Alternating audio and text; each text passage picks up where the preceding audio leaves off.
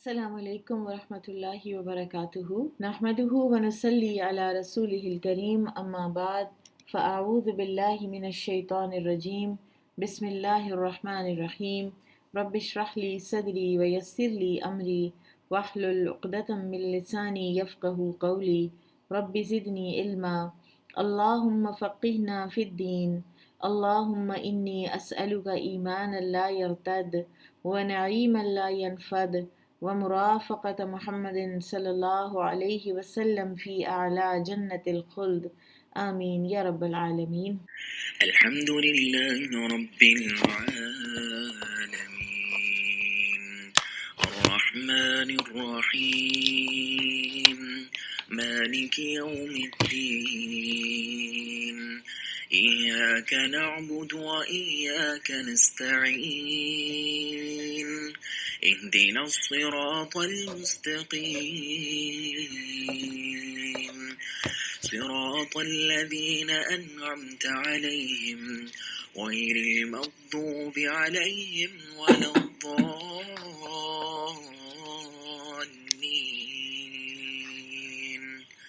آمين۔ انشاءاللہ آج ہم شروع کریں گے سورہ ابراہیم سے۔ بسم اللہ الرحمن الرحیم۔ الف لام را کتاب انزلناہ الیک لتخرج الناس من الظلمات الى النور باذن ربهم الى صراط العزیز الحمید۔ الف لام را، اے نبی صلی اللہ علیہ وسلم، یہ عظیم الشان کتاب ہم نے آپ کی طرف نازل کی ہے تاکہ آپ لوگوں کو ظلمتوں سے نور کی طرف نکال لائیں۔ ظلمتیں کئی ہوتی ہیں اور نور ایک ہی ہے، روشنی ایک ہی ہے، اور وہ ہے قرآن، وہ ہے اسلام۔ اور جو گمراہیاں ہیں وہ کئی قسم کی ہیں، اور فرق ان کے ریپرکشنز ہیں، فرق ان کے انسان کے اوپر حملہ آور ہونے کے طریقے ہیں۔ ان کے رب کے اذن سے یہ سب کچھ اللہ کے اذن سے ہوتا ہے، ہدایت اللہ کے اذن سے ملتی ہے، کسی کا اپنا کوئی اس میں کمال نہیں ہوتا۔ اور غالب اور لائق تعریف کے راستے کی طرف، وہ جو اللہ ہے جو ہر چیز پر غالب ہے اور وہ تعریف کے لائق ہے، اس کے راستے کی طرف یہ عظیم الشان کتاب ہمیں نکال کر لے جاتی ہے، اندھیروں سے، گمراہیوں سے، نافرمانیوں سے، جن دلدلوں میں ہم پڑے ہوئے ہیں ان میں سے ہمیں نکال کر یہ ہمیں اللہ سبحانہ و تعالیٰ کے راستے کی طرف لے جاتی ہے، یعنی اللہ کی طرف جس کا وہ سب کچھ ہے جو آسمانوں میں اور زمین میں ہے، اور کافروں کے لیے شدید عذاب سے تباہی ہے۔ جو آخرت پر دنیا کی زندگی کو محبوب رکھتے ہیں، یہاں پر کافر کی جو ایک ڈیفینیشن بتائی جا رہی ہے وہ بہت سوچ سمجھ کے پڑھنے والی ہے، اور اس کے اوپر غور کرنے کی ضرورت ہے کہ یہ کافر کا طریقہ ہوتا ہے، یہ ایک مومن کا طریقہ ہی نہیں ہوتا کہ وہ دنیا کی زندگی کو آخرت پر ترجیح دے۔ تو یہ کافروں کے لیے شدید عذاب سے تباہی ہے جو آخرت پر دنیا کی زندگی کو محبوب رکھتے ہیں اور اللہ کے راستے سے روکتے ہیں۔ جو بھی انسان آخرت پر دنیا کو ترجیح دیتا ہے تو اس کا اپنا لائف سٹائل ایسا ہی ہو جاتا ہے کہ جس کو دیکھ کر دوسرے دین کے راستے سے رکتے ہیں، چاہے وہ زبانی روکے، چاہے وہ زبان حال سے روکے کہ مجھے دیکھو میں دنیا میں کتنا کامیاب ہوں، میں تو دنیا ہی کے لیے کام کرتا ہوں تو لہٰذا مجھے کتنی دنیا ملتی ہے، اور لوگ دیکھ کر دیکھا دیکھی اس کے راستے پر چل پڑیں اور اس میں ٹیڑھا پن ڈھونڈتے ہیں۔ یعنی قرآن میں سے اس طرح کی جو آیات ہیں جو متشابہات میں سے ہیں مثلاً، تو ان میں پڑھنے کی کوشش کرتے ہیں۔ پھر اسی طرح سے ایک اور جو اب ٹرینڈ آج کل ہے، کچھ ذرا یوتھ وغیرہ میں زیادہ ہے یہ ٹرینڈ، کہ قرآن کی کچھ آیات جو ہیں نا جن کے ذرا سے کچھ سائنسی قسم کے معنی ہیں، تو ان کو سائنس پر پرکھ کے دیکھتے ہیں اور پھر کہتے ہیں کہ نہیں یہاں پہ یہ غلطی ہے، یہاں پہ یہ غلطی ہے، حالانکہ نہ اپنا فہم ہے، نہ ان آیات کا پوری طرح سے ادراک ہے۔ اور ہمیں یہ بھی پتہ ہونا چاہیے کہ قرآن جو ہے وہ حتمی ہے، سائنس کی کتابیں چینج ہو سکتی ہیں، قرآن چینج نہیں ہو سکتا، لیکن اس میں سے ٹیڑھا پن ڈھونڈنے والے لوگ ہر دور میں موجود رہے، وہی دور کی گمراہی میں ہیں، اور ہم نے ہر رسول اس کی اپنی قوم کی زبان بولنے والا بھیجا تاکہ ان کے لیے کھول کر بیان کرے۔ پھر اللہ جسے چاہے گمراہ کرتا ہے اور جسے چاہے ہدایت دیتا ہے، اور وہ زبردست خوب حکمت والا ہے۔ اور بلا شبہ ہم نے موسیٰ علیہ السلام کو اپنی نشانیوں کے ساتھ بھیجا کہ اپنی قوم کو ظلمتوں سے نور کی طرف نکال لا، ظلمتوں سے نور کی طرف نکال لا۔ ہر نبی کا یہی کام ہوا ہے کہ اپنی قوم کو کفر اور گمراہیوں اور نافرمانیوں کے اندھیروں سے نکال کر نور کی طرف، روشنی کی طرف اور ہدایت کی طرف لائیں، اور انہیں اللہ کے یادگار ایام یاد دلا، یعنی جو اللہ تعالیٰ نے احسانات کیے بنی اسرائیل پر، وہ واقعات کہ جو ہو گزرے، جو اقوام کی عروج و زوال کے ہوتے ہیں، کسی کی تباہی کا، کسی کے ختم ہونے کا، جیسے قوم عاد پر جو عذاب آیا، قوم سمود پر عذاب آیا، قوم لوط پر آیا، قوم نوح علیہ السلام پر آیا۔ تو یہ سب ایام اللہ ہوتے ہیں، اور یعنی ہسٹری کے ذریعے سے بھی عبرت پکڑنی چاہیے۔ آپ دیکھیے کہ قرآن جو ہے وہ ہر علم کا سرچشمہ بھی ہے، اور ہر علم کو قرآن ایک ڈائریکشن دیتا ہے، اس کو علم نافع بنا دیتا ہے۔ آپ ہسٹری پڑھیں، لیکن ہسٹری کو کس طرح سے پڑھیں کہ آپ یہ دیکھیں تو صحیح کہ پچھلے لوگوں کا انجام کیا ہوا۔ اسی طرح سے ایام اللہ کے ذریعے سے جو نصیحت حاصل کرنا ہے، وہ ایک اور بہت بڑے جو ہے نا سبجیکٹ، اور جن کو سائنسز کہا جاتا ہے، وہ ہیں آرکیالوجی اور اینتھروپولوجی۔ ان کے ذریعے سے ایام اللہ ہمارے سامنے آتے ہیں، اقوام کی جو سویلائزیشنز ہیں، ان کے تمدن، ان کی ترقی، ان کے رہن سہن کے طریقے۔ اسی طرح سے آرکیالوجسٹ دیکھتا ہے کہ زمین میں ایک بعض اوقات تو ایسے بھی ہوتا ہے کہ ایک ہی جگہ پر، زمین کی ایک تہہ پر ایک سویلائزیشن کے نشانات پائے جاتے ہیں، تھوڑا اور ڈیپر ڈگ کرتے ہیں تو ایک اور سویلائزیشن کے نشانات پائے جاتے ہیں۔ تہہ بر تہہ لوگ آئے، یہاں پر بسے، اسی خطے پر بسے، یہ ان کی جگہ تھی، یہ ان کے گھر تھے، ان کی زمینیں تھیں، اور آج وہ کہاں ہیں، اور انہی کے اوپر آج ہم چلتے پھرتے ہیں۔ تو یہ ایام اللہ سے جو تذکیر ہوتی ہے، اس سے اللہ کی بڑی پہچان ہوتی ہے اور بڑی عبرت آتی ہے۔ انسان اپنے جیسوں کو مٹی میں رلا ملا جب دیکھتا ہے، انسان اپنے جیسوں پر عذاب آتا جب دیکھتا ہے، تو اس کو عبرت حاصل کرنی چاہیے۔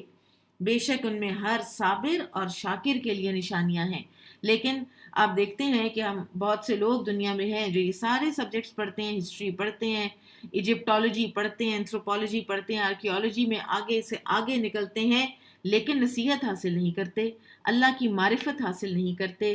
اس لیے کہ تذکیر، نصیحت اور اللہ کی معرفت کے لیے دو خوبیاں، دو کیریکٹر سٹرینث اپنے اندر چاہیے۔ پھر جب آپ ان سبجیکٹس کو پڑھیں گے تو پھر آپ کو تذکیر ہوگی، اور وہ کیا ہیں؟ صابر اور شاکر، صبار اور شکور۔ بہت صبر کرنے والا اور بہت شکر کرنے والا جو انسان ہے نا، وہ نشانیوں سے اللہ کی معرفت حاصل کر سکتا ہے، وہ نصیحت حاصل کر سکتا ہے۔ ہم نے صبر اور شکر کو بس یہی سمجھا ہے کہ روکھی سوکھی کھا کے صبر شکر کر لیا، بس یہی صبر شکر ہے۔ صبر اور شکر انسان کے اندر ایک ایسا انقلاب لاتے ہیں، اور اس کی سوچ کو تبدیل کرتے ہیں، اس کی تھاٹ کو کلیئرٹی دیتے ہیں، اور وہ ارد گرد کو بہت درست طریقے سے وہ دیکھنے کے قابل ہو جاتا ہے، اشیاء کی اصل حقیقت تک پہنچنے کے وہ قابل ہو جاتا ہے۔ وَإِذْ قَالَ مُوسَىٰ لِقَوْمِهِ اذْكُرُوا نِعْمَةَ اللَّهِ عَلَيْكُمْ إِذْ أَنْجَاكُمْ مِنْ آلِ فِرْعَوْنَ يَسُومُونَكُمْ سُوءَ الْعَذَابِ يُذَبِّحُونَ أَبْنَاءَكُمْ وَيَسْتَحْيُونَ نِسَاءَكُمْ وَفِي ذَلِكُمْ بَلَاءٌ مِّن رَّبِّكُمْ عَظِيمٌ۔ اور جب موسیٰ علیہ السلام نے اپنی قوم سے کہا، اپنے اوپر اللہ کی نعمت یاد کرو جب اس نے تمہیں آل فرعون سے نجات دی، وہ تمہیں سخت عذاب دیتے تھے، تمہارے بیٹے ذبح کرتے اور تمہاری بیٹیاں زندہ چھوڑتے تھے، اور اس میں تمہارے رب کی طرف سے عظیم آزمائش تھی۔ اور جب تمہارے رب نے آگاہ کر دیا کہ اگر تم شکر کرو گے تو یقیناً میں تمہیں مزید دوں گا۔ شکر کرنے والے کے لیے اللہ تعالیٰ کا کیا فارمولا ہے؟ لَإِن شَكَرْتُمْ لَأَزِيدَنَّكُمْ، اگر تم شکر کرو گے تو میں تمہیں اور زیادہ دوں گا۔ وَلَإِن كَفَرْتُمْ إِنَّ عَذَابِي لَشَدِيدٌ، اور اگر تم میرا کفر کرو گے، تم کفران نعمت کرو گے، تو بلا شبہ میرا عذاب بہت شدید ہے۔ کوئی یہ چاہتا ہو کہ اس کی نعمتوں کو زوال نہ آئے تو اس کو چاہیے کہ جو نعمتیں اللہ تعالیٰ نے اس کو دے رکھی ہیں ان کا شکر ادا کرے۔ اپنے دل سے شکر ادا کرے، اپنی زبان سے شکر کے کلمات ادا کرے اور اپنے جوارح سے، اپنے اعضاء سے پروو کرے کہ وہ شکر کرتا ہے۔ اور اعضاء کا شکر یہ ہے کہ جو نعمت اللہ تعالیٰ نے دے رکھی ہے اس کو اسی طرح سے اسی مقصد کے لیے استعمال کیا جائے جس مقصد کے لیے اللہ تعالیٰ نے وہ نعمت ہمیں دے رکھی ہے۔ تو پھر اللہ تعالیٰ فرماتے ہیں کہ اگر تم شکر کرو گے تو میں تمہیں اور زیادہ دوں گا۔ اور موسیٰ علیہ السلام نے کہا اگر تم کفر کرو گے اور وہ سب لوگ بھی جو زمین میں ہیں تو بے شک اللہ بے پرواہ اور لائق تعریف ہے۔ یعنی انسان اگر اللہ تعالیٰ کی شکر گزاری کرتا ہے تو فائدہ انسان کا اپنا ہوتا ہے، انسان اللہ کا کوئی فائدہ نہیں کرتا، اور ناشکری کر کے انسان نقصان اپنا کرتا ہے۔ وہ جو اللہ ہے، وہ جو تمام جہانوں سے بے نیاز ہے، وہ جو تمام جہانوں کا مالک ہے، تو اس کا کیا بگڑے گا اگر ہم ناشکری کریں گے؟ تو اللہ تعالیٰ کا کوئی نقصان نہیں ہوتا اگر ہم ناشکری کرتے ہیں، بلکہ ہم اپنا ہی نقصان کر رہے ہوتے ہیں۔ حدیث میں آتا ہے، نبی صلی اللہ علیہ وسلم نے فرمایا، یہ حدیث قدسی ہے کہ رسول اللہ صلی اللہ علیہ وسلم نے فرمایا کہ اللہ تعالیٰ فرماتا ہے اے میرے بندو، اگر تمہارے اول اور آخر اور اس طرح تمام انسان اور جن اس ایک آدمی کے دل کی طرح ہو جائیں جو تم میں سب سے زیادہ متقی اور پرہیزگار ہو، یعنی کوئی بھی نافرمان نہ رہے، تو اس سے میری حکومت اور بادشاہی میں اضافہ نہیں ہوگا۔ اے میرے بندو، اگر تمہارے اول و آخر اور تمام انسان اور جن اس ایک آدمی کے دل کی طرح ہو جائیں جو تم میں سب سے بڑا نافرمان اور فاجر ہو، تو اس میں میری حکومت اور بادشاہی میں کوئی کمی واقع نہیں ہوگی، یعنی میرا کوئی نقصان نہیں ہوگا۔ اے میرے بندو، اگر تمہارے اول و آخر اور انسان اور جن سب ایک میدان میں جمع ہو جائیں اور مجھ سے سوال کریں تو اور میں ہر انسان کو اس کے سوال کے مطابق عطا کر دوں، تو اس سے بھی میرے خزانے اور بادشاہی میں اتنی ہی کمی ہوگی جتنی سوئی کے سمندر میں ڈبونے سے سمندر میں کمی آتی ہے۔ تو پھر ہم شکر کریں گے تو ہم ہی فائدہ اٹھائیں گے۔ اور مومن جو ہے وہ شکر کرتا ہے تو اللہ تعالیٰ سے اجر پاتا ہے، اور اسی طرح سے صبر کرتا ہے تو بھی اللہ تعالیٰ سے اجر پاتا ہے۔ کوئی خوشی ملے وہ شکر کرتا ہے، کوئی دکھ ملے وہ صبر کرتا ہے، اور اسی طرح سے صبر اور شکر کے ایک لیول پر زندہ رہتے رہتے وہ اللہ سبحانہ و تعالیٰ کے پاس جب پہنچتا ہے تو ایک کانٹا بھی جو اس کو چبھا ہوتا ہے اس سے اس کے گناہ معاف ہو رہے ہوتے ہیں، تو اس کے ذمے کوئی بھی گناہ باقی ہی نہیں رہتا۔ اور یہ جو معاملہ ہے نا یہ خیر کا، یہ صرف اور صرف مومن کے ساتھ ہے، کسی اور کے ساتھ یہ معاملہ نہیں ہے۔ کیا تمہیں ان کی خبر نہیں پہنچی جو تم سے پہلے تھے، یعنی قوم نوح اور عاد اور سمود اور جو ان کے بعد ہوئے، جنہیں صرف اللہ جانتا ہے؟ ان کے پاس ان کے رسول کھلی نشانیاں لائے تو انہوں نے اپنے ہاتھ اپنے منہ میں دبا لیے اور بولے بے شک ہم اسے نہیں مانتے جو تمہارے ہاتھ بھیجا گیا ہے، اور جس چیز کی طرف تم ہمیں بلاتے ہو اس میں ہمیں اضطراب میں ڈالنے والا شک ہے۔ یعنی ایک چیز ہوتی ہے کہ جس میں آپ کو پکا یقین ہوتا ہے، کنوکشن ہوتی ہے، اور آپ اس میں بالکل کانفیڈنس کے ساتھ آپ بات کرتے ہیں، لیکن بعض چیزیں ہوتی ہیں کہ جس میں آپ کو خود بھی شک ہوتا ہے، اور جس چیز میں شک ہو جائے تو اس پر پھر آپ عمل نہیں کر سکتے، وہ بار بار آپ ڈاواں ڈول رہتے ہیں، ٹھیک ہے کہ غلط ہے، صحیح ہے کہ نہیں صحیح۔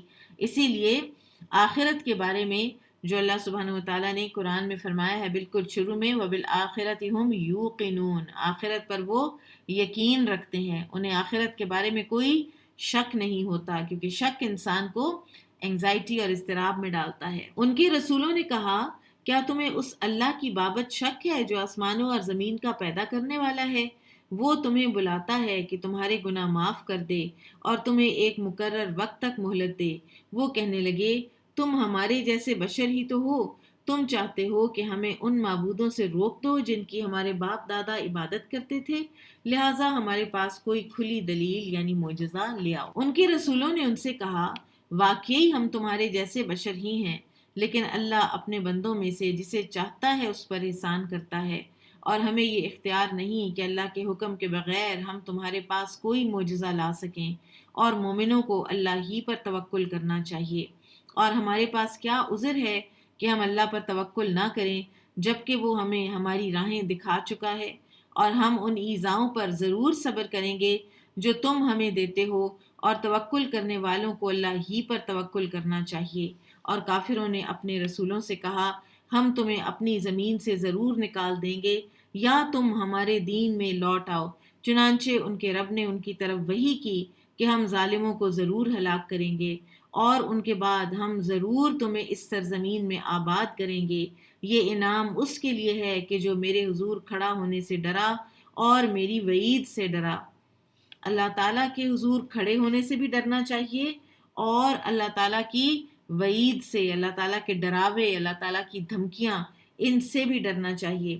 ایک اور مقام پر سورہ نازعات میں اللہ سبحانہ و تعالیٰ فرماتے ہیں کہ جو اپنے رب کے سامنے کھڑا ہونے سے ڈرا اور اپنے نفس کو خواہشات سے روکے رکھا، یعنی ناجائز خواہشات سے، تو یقیناً جنت اس کا ٹھکانہ ہے۔ پھر اسی طرح سے سورہ رحمان میں اللہ تعالیٰ فرماتے ہیں وَلِمَنْ خَافَ مَقَامَ رَبِّهِ جَنَّتَانِ، جو ڈرا اپنے رب کے آگے کھڑا ہونے سے اس کے لیے 2 باغ ہیں۔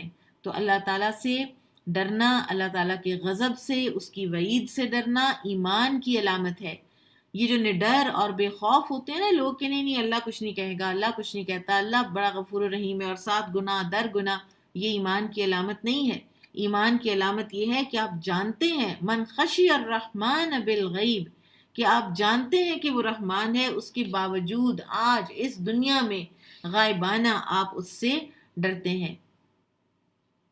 پھر اسی طرح سے اللہ تعالیٰ کی نافرمانی کرنے سے ڈرنا، کہ اگر میں نے یہ نافرمانی کی اللہ کی تو اللہ تعالیٰ میری پکڑ کرے گا۔ اسی لیے تو آپ دیکھیے کہ گناہوں پر رویا کرتے تھے ہمارے جو اسلاف تھے، اور گناہوں پر اپنے گناہوں کو یاد کرنا، ان کا مداوع کرنا، ان کے بارے میں صدقے دینا۔ آپ دیکھیے کہ توبہ کرنے سے گناہ معاف ہو جاتے ہیں، ہم گناہ کرتے ہیں، ہم توبہ کرتے ہیں، ہم پرسکون ہو جاتے ہیں۔ صحابہ کرام اپنے گناہوں سے اتنا ڈرتے تھے، حالانکہ یہ گارنٹی ان کو بھی پتہ تھی کہ توبہ کرنے سے گناہ معاف ہو جاتے ہیں، لیکن آپ دیکھیے کہ عمر رضی اللہ تعالیٰ عنہ کے بارے میں آتا ہے کہ صلح حدیبیہ کے دن انہوں نے کوسچن کیا تھا نبی صلی اللہ علیہ وسلم کا یہ فیصلہ کہ یہ صلح حدیبیہ کیوں ہو رہی ہے، اور اس کے بعد سورہ فتح نازل ہوئی اور آپ صلی اللہ علیہ وسلم نے سیدنا عمر رضی اللہ عنہ کو بلا کر سب سے پہلے سنائی۔ تو پھر اس کے بعد ساری زندگی وہ کبھی غلام آزاد کرتے تھے، کبھی کچھ صدقہ کرتے، کبھی کچھ کرتے، کہ وہ جو اس دن میں نے نبی صلی اللہ علیہ وسلم سے ایسے کوسچن کیا تھا تو کہیں میرا یہ گناہ جو ہے یہ مجھے میرے لیے وبال کا باعث نہ بن جائے۔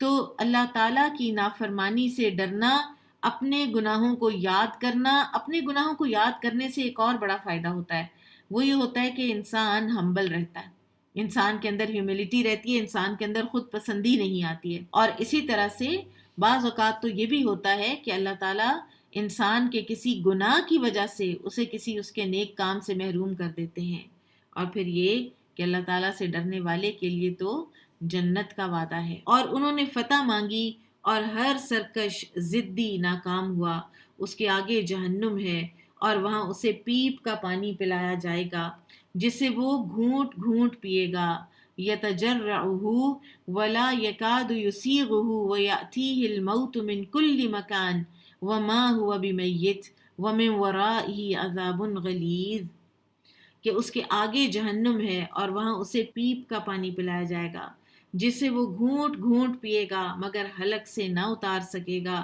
اور ہر طرف سے موت اس کی طرف بڑھے گی جبکہ وہ مرے گا نہیں، اور اس کے آگے نہایت سخت عذاب ہوگا۔ اسلاف میں سے کسی کا قول ہے کہ کافر کو موت اس کے جسم کی ہر جگہ سے آتی ہے، حتیٰ کہ اس کے بالوں کے کناروں سے بھی، اور اس کے جسم میں ہر جگہ پائے جانے والے جو دردیں اور تکلیفیں ہیں ان کی وجہ سے ہر طرف سے موت اس کو گھیرے ہوئے ہوگی۔ ایک اور مفسر ہیں ضحاک، وہ کہتے ہیں کہ کافر کے پاس موت ہر جانب اور ہر جگہ سے آتی ہے، یہاں تک کہ اس کے پیروں کے انگوٹھوں سے بھی آتی ہے۔ جن لوگوں نے اپنے رب کے ساتھ کفر کیا ان کے نیک اعمال کی مثال راکھ کی سی ہے۔ یہ بڑی واضح آیت ہے جس میں ہمیں یہ سوال کا جواب مل جاتا ہے کہ جو بڑے بڑے نیکی کے کام لوگ کرتے ہیں لیکن ایمان نہیں ہے۔ آپ دیکھیں کہ ہم اللہ تعالیٰ کو کتنا وہ جو اللہ تعالیٰ نے خود قرآن میں فرمایا نا ما قدر اللہ حق قدری ہی، کہ ان لوگوں نے اللہ کی قدر نہیں کی جیسا کہ حق تھا اللہ کی قدر کرنے کا۔ تو حقیقت یہی ہے کہ جب ہم یہ کہتے ہیں کہ وہ انسان تو بہت اچھا ہے تو پھر اللہ تعالیٰ اس کو کیوں سزا دیں گے حالانکہ وہ ایمان نہیں لایا۔ تو ہم اللہ کا جو حق ہے اس کو تو ہم اکنالج ہی نہیں کرتے. ہم اللہ کے حق کو تو بڑے آرام سے سیٹ اسائڈ کر دیتے ہیں کہ وہ جو خالق ہے، مالک ہے ہمارا، جس نے ہمیں پیدا کیا، جو ہمارا ہر ضرورت ہماری پوری کرتا ہے، تو اگر اسی کا حق ادا نہیں کیا تو پھر اس سے اجر لینے کے لیے کیسے ہم جا پہنچتے ہیں، اس سے اجر پھر ہم کیسے لے سکتے ہیں. تو اللہ تعالیٰ فرماتے ہیں کہ جو لوگ اللہ پر ایمان نہیں لاتے تو ان کے جو بھی نیک اعمال ہیں ان کی مثال راکھ کی سی ہے. ان کے لیے ان کا کفر کافی ہے ان کی سزا کے لیے، ان کے انجام کے لیے، ان کو جہنم میں پھینکنے کے لیے. کافر جو ہے نا وہ بہت جلدی وہ سارا جو میدان حشر کے جو سلسلے ہیں نا، پل صراط سے گزرنا اور وہ سب کچھ، یہ مسلمانوں اور منافقین کے لیے. کافر تو اس سے بہت پہلے جو ہے نا وہ جہنم میں پھینکا جا چکا ہوگا اپنے کفر کی وجہ سے، کیونکہ کفر جو ہے اس کے ساتھ کوئی نیکی کام نہیں آئے گی. کفر کے ساتھ ہر نیکی جو ہے وہ ضائع ہونے والی ہے. جسے آندھی کے دن زور کی ہوا اڑا لے جائے، یہ حال ہوگا اس کے سارے نیک اعمال کا جو اس نے کیے اس دنیا میں، وہ اس پر کوئی قدرت نہیں رکھیں گے. یہی پرلے درجے کی گمراہی ہے. کیا آپ نے نہیں دیکھا کہ بے شک اللہ نے آسمانوں اور زمین کو حق کے ساتھ پیدا کیا، اگر وہ چاہے تو تمہیں لے جائے اور نئی مخلوق لے آئے، اور اللہ کے لیے یہ کام کچھ بھی مشکل نہیں ہے. وَبَرَزُوا لِلَّهِ جَمِيعًا فَقَالَ الضُّعَفَاءُ لِلَّذِينَ اسْتَكْبَرُوا إِنَّا كُنَّا لَكُمْ تَبَعًا فَهَلْ أَنْتُمْ مُغْنُونَ عَنَّا مِنْ عَذَابِ اللَّهِ مِنْ شَيْءٍ. اور سب لوگ اللہ کے سامنے کھڑے ہوں گے، سب ننگے پاؤں، ننگے بدن، بے ختنہ، یعنی وہ جو بیبی بوائے پیدا ہوتا ہے تو ختنہ کرایا جاتا ہے اور اس ختنے کا اوپر جو چھوٹا سا گوشت کا لوتھڑا جو اٹھا کے پھینک دیا جاتا ہے وہ بھی واپس اس انسان کے ساتھ لگا ہوا ہوگا. اور سب لوگ اس طرح حاضر ہوں گے اللہ سبحانہ و تعالیٰ کے آگے. تو عائشہ صدیقہ رضی اللہ تعالیٰ عنہ نے پوچھا تھا کہ یا رسول اللہ صلی اللہ علیہ وسلم، کیا لوگوں کو سخت ایک دوسرے سے شرم نہیں آئے گی؟ تو آپ صلی اللہ علیہ وسلم نے فرمایا تھا کہ عائشہ ہوش ہی نہیں ہوگا کسی کو ایک دوسرے کو دیکھنے کا. اور اسی طرح سے سب کے سب اپنے نامہ اعمال کے ساتھ کھڑے ہوں گے اللہ کے سامنے. تو کمزور لوگ ان لوگوں سے کہیں گے جو دنیا میں تکبر کرتے تھے، بے شک ہم تو تمہارے تابع تھے، پھر کیا تم ہم سے اللہ کا کچھ عذاب دور کر سکتے ہو؟ یعنی دنیا میں جن کی اندھی تقلید کی، وہ کہیں گے اگر اللہ ہمیں ہدایت دیتا تو ہم ضرور تمہیں ہدایت کرتے. اب ہمارے لیے برابر ہے خواہ ہم روئیں پیٹیں یا صبر کریں، ہمارے لیے بھاگنے کی کوئی جگہ نہیں. اور جب فیصلہ چکا دیا جائے گا تو شیطان کہے گا بے شک اللہ نے تم سے سچا وعدہ کیا تھا اور میں نے تم سے جو وعدہ کیا تھا اس کی میں نے خلاف ورزی کی، اور میرا تم پر کوئی زور نہ تھا مگر یہ کہ میں نے تمہیں دعوت دی تو تم نے میری بات مان لی. شیطان صرف وسوسہ ڈالتا ہے. ایک کتاب ہے ابن الجوزی کی تلبیس ابلیس، وہ ضرور پڑھنی چاہیے. اس کی انگلش میں ٹرانسلیشن بھی ہے، اس میں اردو میں بھی ٹرانسلیشن ہے. اوریجنلی بک جو ہے وہ عربک میں ہے، تو جس کو جس لینگویج میں پڑھنی ہے وہ ایک دفعہ ضرور پڑھ لینی چاہیے کہ ہمارا جو عدو مبین ہے، ہمارا جو سب سے بڑا ہمارا کھلا دشمن ہے، جس نے اعلان کیا وہ ہم سے دشمنی کا، تو اس کے ہتھ کنڈے کیا کیا ہیں، اس کی ماڈس اپرینڈی کیا کیا ہے، وہ کس کس طریقے سے انسان کے اوپر اٹیک کرتا ہے، وہ علماء پر کیسے اٹیک کرتا ہے، وہ سخی پر کیسے اٹیک کرتا ہے، وہ عابد زاہد پر کیسے اٹیک کرتا ہے، ہر لحاظ سے وہ شوہر پہ کیسے کرتا ہے، وہ بیوی پہ کیسے کرتا ہے، وہ یوتھ پہ کیسے کرتا ہے. شیطان کے بڑے ہتھ کنڈے ہیں. تو لہٰذا ہمیں پتہ ہونا چاہیے، ورنہ قیامت کے دن تو وہ کہے گا میں نے تو بات کی تھی، صرف میں نے تو سجیشن دی تھی، صرف تم نہ مانتے، تمہیں نہیں پتا تھا کہ اللہ تمہارا رب ہے. چنانچہ تم مجھے ملامت نہ کرو، اپنے آپ کو ملامت کرو. میں تمہارا فریاد رس نہیں اور نہ تم میرے فریاد رس ہو. بلا شبہ میں تو اس کا انکار کرتا ہوں جو تم اس سے پہلے مجھے اللہ کا شریک ٹھہراتے تھے. بے شک ظالموں کے لیے دردناک عذاب ہے. اور جو لوگ ایمان لائے اور انہوں نے نیک عمل کیے وہ ایسی جنتوں میں داخل کیے جائیں گے جن کے نیچے نہریں بہتی ہوں گی. وہ اپنے رب کے اذن سے ہمیشہ وہاں رہیں گے. وہاں ان کی ملاقات کی دعا سلام ہوگی، یعنی سلام سب سے زیادہ ایسے الہام ہوا ہوگا. سبحان اللہ الہام ہوا ہوگا، تسبیح اور حمد الہام ہوئی ہوگی. جیسے سانس لیتے ہیں ویسے تسبیحات جو ہیں وہ الہام ہوئی ہوں گی جنتیوں کو. اور اسی طرح سے کثرت سے سلام کی جو صدا ہے وہ جنت میں آئے گی. سلامن سلاما.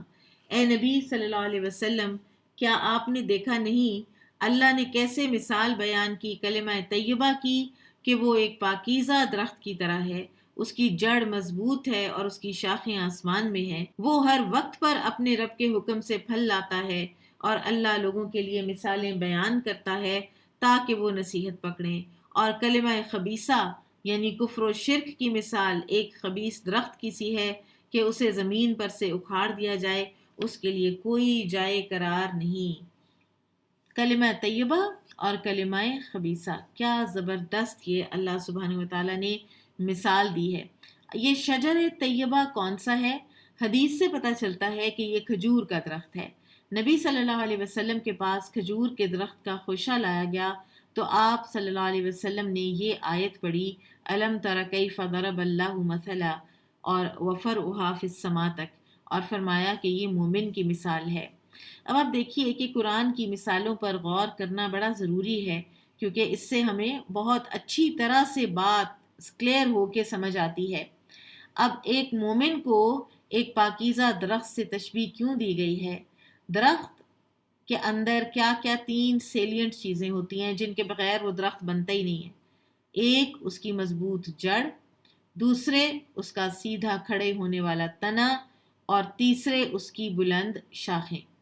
تو اس کو ریلیٹ جب کیا تو علماء نے کہا کہ مضبوط جڑ جو ہے ایک بندہ مومن کی، وہ اس کا مضبوط عقیدہ توحید ہے، اور اس کا سیدھا کھڑا ہونے والا تنا جو ہے وہ جن کے اوپر وہ جو اس کو سہارا دیتا ہے، جو اس کو سیدھا کھڑا کرتا ہے، استقامت دیتا ہے، ثبات دیتا ہے، وہ اس کے ارکان اسلام ہے، نماز، روزہ، حج، زکوٰۃ.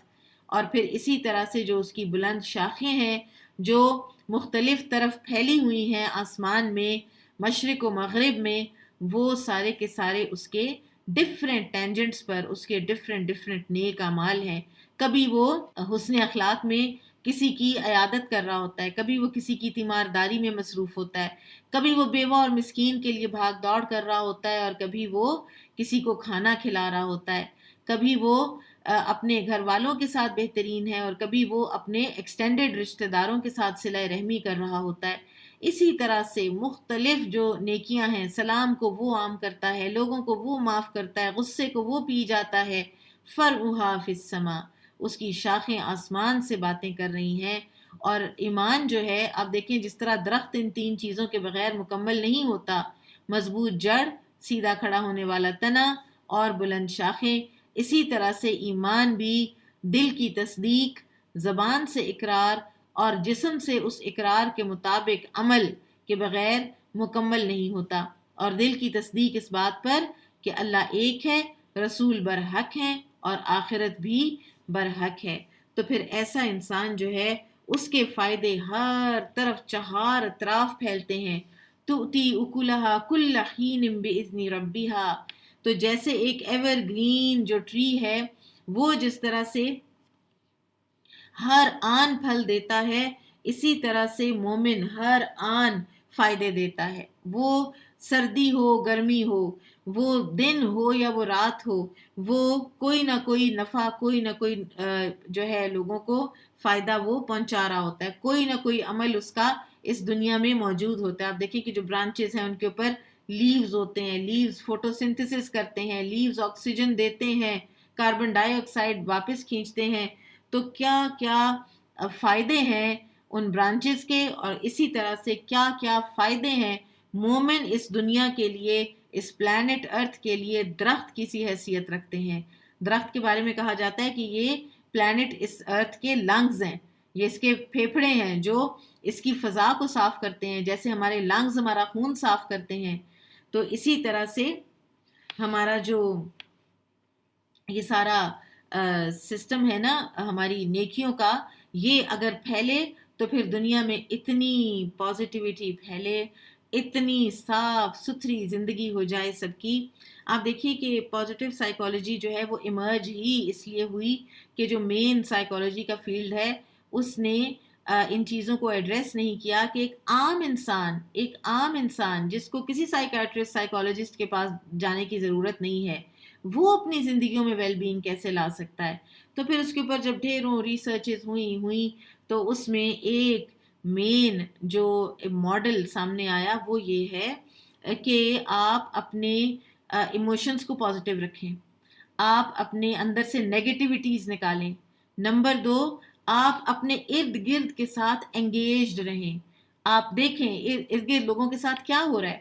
آپ دیکھیں کہ ہمیں جو انگیج رہنے کا ایک بہت بڑا ایک جو معیار بتایا گیا وہ یہ ہے کہ جب کوئی ایسے لوگ وہ لا یستطیعون دربن فی الارض جو زمین میں چل پھر بھی نہیں سکتے کہ وہ اپنا ذریعہ معاش تلاش کریں, کہ سمجھتا ہے جاہل ان کو غنی, جاہل ان کی سفید پوشی اور ان کی خودداری دیکھ کر وہ سمجھتا ہے کہ یہ غنی ہے, ان کو تو ضرورت نہیں ہے.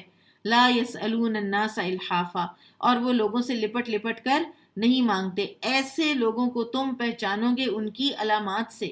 تو آپ لوگوں کے ساتھ انگیجڈ ہوں گے, آپ لوگوں میں کو دیکھیں گے, ان کے ساتھ وقت گزاری کریں گے تو آپ کو پتہ چلے گا نا. تو آپ جتنا لوگوں کے ساتھ انگیجڈ رہیں گے اتنا ہی آپ اپنی بھی ویل بینگ کریں گے, آپ خود بھی اتنے ہی پرسکون رہیں گے. اور معاشرے میں جس طرح سے پتے آکسیجن دے رہے ہوتے ہیں اور کاربن ڈائی آکسائڈ کھینچ رہے ہوتے ہیں اور فضا کو صاف کر رہے ہوتے ہیں, بالکل اسی طرح سے ایک مومن بھی جو ہے وہ فضاؤں کو برکتوں سے بھرتا ہے, اس کی نیکی خوشبو کی طرح پھیلتی ہے ہر طرف چہار اطراف. تیسرا جو انہوں نے کہا کمپوننٹ ہے ویل بینگ کا وہ ہے ریلیشن شپس کو جتنا زیادہ آپ اسٹرانگ رکھیں گے اتنا ہی زیادہ معاشرے کی بھی ویل بینگ ہوگی اور انسان کی بھی. پھر یہ کہ آپ کی زندگی میں کوئی میننگ ہو, آپ کی زندگی کوئی لغویات میں نہ گزرے, اور پھر یہ کہ آپ کچھ نہ کچھ اکمپلش کریں اس زندگی کے اندر, آپ کچھ نہ کچھ کنٹریبیوٹ کریں اس زندگی کے اندر, تو اتنے ہی زیادہ آپ خود بھی خوش رہیں گے, مطمئن رہیں گے. اور کیونکہ یہ ساری ریسرچ جو ہے یہ وہ لوگ کرتے ہیں کہ جو اللہ تعالیٰ کا جو ایک اللہ تعالیٰ کی جو ہستی ہے, اللہ کی جو ذات ہے, اس کو تو بیچ میں سے نکال ہی دیتے ہیں. تو وہ یہ کہتے ہیں کہ ان کا مطمع نظر یہی ہے کہ اس دنیا میں کتنا ہم جی لیں. وہ کہتے ہیں کہ آپ یہ کام کریں گے نا تو اچھے سے تو آپ کی زندگی زیادہ ہو جائے گی, اس لیے کہ آپ کو سٹریس نہیں ہوگا, انگزائٹی نہیں ہوگی, آپ کو بلڈ پریشر نہیں ہائی ہوگا, اور جو سٹریس انگزائٹی سے جو بھی النیسز آتی ہیں وہ نہیں ہوں گی. تو ہمارا جو مطمع نظر ہے وہ تو آخرت ہے, ہمارا تو اس سے زیادہ کہیں نوبل کاز ہے اس دنیا میں آنے کا, اس دنیا میں زندہ رہنے کا. تو اپنے آپ کو ایک ایور گرین ٹری کی طرح فائدہ مند بنائیں جو فضا میں آکسیجن دیتا ہے اور جس سے لوگ پھل توڑتے ہیں, جو لوگوں کے لیے نفع بخش ہے, جس کے سائے میں لوگ آ کے بیٹھ جاتے ہیں. نبی صلی اللہ علیہ وسلم نے فرمایا خیر الناس من ینفع الناس, کہ لوگوں میں سے بہترین وہ ہے کہ جو سب سے زیادہ لوگوں کو نفع دیتا ہے. وہ ہر وقت پر اپنے رب کے حکم سے پھل لاتا ہے اور اللہ لوگوں کے لیے مثالیں بیان کرتا ہے تاکہ وہ نصیحت پکڑیں. اور کلمہ خبیثہ کفر و شرک کی مثال ایک خبیث درخت کی سی ہے کہ اسے زمین پر سے اکھاڑ دیا جائے اور اس کے لیے کوئی قرار نہیں, یعنی اس کے کافر کے اعمال بالکل بے حیثیت ہیں, نہ وہ آسمان پر چڑھتے ہیں, نہ اللہ کی بارگاہ میں وہ قبولیت کا درجہ پاتے ہیں, اور وہ دنیا میں بھی کوئی اتنی فائدہ مند چیز وہ نہیں ہوتا. یثبت اللہ الذین آمنوا بالقول الثابت فی الحیات الدنیا وفی الآخرہ وَيَدِلُّ اللَّهُ الظَّالِمِينَ وَيَفْعَلُ اللَّهُ مَا يَشَاءُ. اللہ ایمان والوں کو قول ثابت یعنی کلمہ توحید سے دنیا کی زندگی اور آخرت میں ثابت قدم رکھتا ہے. یعنی موت کے فوراً بعد جب قبر میں دونوں فرشتے آتے ہیں منکر اور نکیر, تو انسان سے 3 سوال کیے جاتے ہیں, تیرا رب کون ہے, تیرا دین کیا ہے, اور تم اس آدمی یعنی محمد صلی اللہ علیہ وسلم کے بارے میں جسے تمہاری طرف بھیجا گیا تھا کیا کہتے ہو. تو ایمان والے تو درست جواب دیں گے, وہ کہیں گے اللہ میرا رب ہے, میرا دین اسلام ہے, اور یہ شخص محمد صلی اللہ علیہ وسلم اللہ کے رسول ہیں, اور جو ہمارے پاس واضح نشانیاں لے کر آئے اور ہم ان پر ایمان لائے. جبکہ گنہگار کہے گا, وہ کہے گا کہ میں نہیں جانتا, ہاں لا ادری, میں تو نہیں جانتا, میں تو وہی کہتا رہا کہ جو لوگ کہتے تھے. تو یہ ثابت قدمی جو ہے یہ اللہ تعالیٰ قبر میں بھی دیں گے اور انشاءاللہ حشر میں بھی دیں گے. اور اللہ ظالموں کو گمراہ کر دیتا ہے اور اللہ جو چاہتا ہے کرتا ہے. کیا آپ نے نہیں دیکھا کہ ان لوگوں کو جنہوں نے اللہ کی نعمت یعنی ایمان کو کفر سے بدل ڈالا اور اپنی قوم کو ہلاکت کے گھر میں لے جا اتارا یعنی جہنم میں، وہ اس میں داخل ہوں گے اور وہ بدترین ٹھکانہ ہے۔ اور انہوں نے اللہ کے شریک بنا رکھے ہیں تاکہ وہ لوگوں کو اس کے راستے سے بھٹکا دیں۔ کہہ دیجئے فائدہ اٹھاؤ دنیا میں، پھر یقیناً تمہاری واپسی آگ کی طرف ہے۔ کہہ دیجئے میرے ان بندوں سے جو ایمان لائے کہ وہ نماز قائم کریں اور ہم نے انہیں جو رزق دیا ہے اس میں سے چھپا کر اور اعلانیہ خرچ کریں، یہ ہیں کرنے کے کام، یہ ہے شجر طیبہ بننے والا مومن، وہ یہ کام کرتا ہے، وہ اپنی عبادات بھی پوری رکھتا ہے اور کھلے اور چھپے وہ خرچ کرتا ہے، اس سے پہلے کہ وہ دن آئے جس میں نہ سودے بازی ہوگی نہ دوستی کام آئے گی۔ اللہ وہ ہے جس نے آسمانوں اور زمین کو پیدا کیا اور آسمان سے پانی نازل کیا، پھر اس پانی کے ذریعے سے تمہارے لیے بطور رزق پھل پیدا کیے اور تمہارے لیے کشتیاں مسخر کیں تاکہ سمندر میں اس کے حکم سے چلیں۔ کیسی کیسے اللہ سبحانہ و تعالیٰ کی نعمتیں ہیں کہ جن کو ہم دن رات استعمال کرتے ہیں، تو پھر اس کا یہ مطلب تو نہیں کہ ہم اندھے بہروں کی طرح اس پر سے گزر جائیں۔ ہمارا فرض ہے کہ ہم اللہ تعالیٰ کے شکر گزار بندے بنے۔ اور تمہارے لیے سورج اور چاند مسخر کیے جو مسلسل چل رہے ہیں، اور تمہارے لیے رات اور دن کو مسخر کیا، اور تمہیں ہر وہ چیز دی جو تم نے اس سے مانگی۔ اللہ تعالیٰ نے ہماری فطرت کی بھی ہر مانگ پوری کی ہے اور ہمیں ہر وہ چیز دی ہے جو ہم نے مانگی۔ ہماری دعائیں بھی وہ سنتا ہے، سونر اور لیٹر۔ یہ بار بار یہ بات ہو چکی ہے کہ دعاؤں کی قبولیت کے مختلف درجات ہیں۔ اللہ سبحانہ و تعالیٰ دعائیں قبول بھی کرتے ہیں، سونر اور لیٹر اللہ تعالیٰ دعائیں ضرور سنتے ہیں اپنے بندوں کی۔ اور اسی طرح سے اس دنیا میں جو ہم آئے ہیں اور اس دنیا میں ہماری فطرت کو جن جن چیزوں کی ضرورت ہے، ہماری آکسیجن کی کتنی ضرورت ہے، ہمیں پانی کتنا چاہیے، ہمیں کتنا کھارا کتنا میٹھا چاہیے، ہمیں کتنے پہاڑ چاہیے اس دنیا کو جائے قرار بنانے کے لیے، جو جو ہماری فطرت کی مانگ تھی اللہ سبحانہ و تعالیٰ نے سب پوری کی ہیں۔ اور اگر تم اللہ کی نعمتیں گنو تو انہیں شمار نہیں کر سکو گے۔ اللہ تعالیٰ کی نعمتیں، آپ جس ایک کمرے میں اس وقت بیٹھے ہیں، اس کمرے کی نعمتیں ہی اگر آپ گننے بیٹھیں تو وہی شمار نہیں ہو سکیں گی۔ بے شک انسان بڑا ظالم نہایت ناشکرا ہے، بہت ہم ناشکری کرتے ہیں۔ ہم اللہ سبحانہ و تعالیٰ کا شکر صرف اس وقت کرتے ہیں جب ہمیں کوئی بڑی ان ایکسپیکٹڈ ہیوج فیور اللہ کی طرف سے ملتی ہے۔ حالانکہ شکر یہ تو نہیں ہے کہ بس کسی ایسی چیز کا انتظار کرتے رہیں۔ شکر تو روزانہ کا واجب ہے۔ ہم سو کے اٹھ جاتے ہیں، ہم زندہ ہوتے ہیں، کیا اس پہ شکر واجب نہیں ہے؟ ہمارے لمبس کام کر رہے ہیں، اللہ تعالیٰ نے ہمیں کھانے کو دیا ہے، ہمیں عافیت دی ہے، کیا اس پر شکر واجب نہیں ہے؟ ایک ایک ہمارے لمب پر، ایک ایک ہمارے اعضاء پر شکر واجب ہے۔ ہمارے 360 جوڑوں کا شکر ہم پر واجب ہے کہ جو اللہ تعالیٰ نے ہمیں دیے ہیں۔ نبی صلی اللہ علیہ وسلم نے فرمایا جو کم کا شکر گزار نہیں ہوتا وہ زیادہ کا بھی شکر گزار نہیں ہوتا۔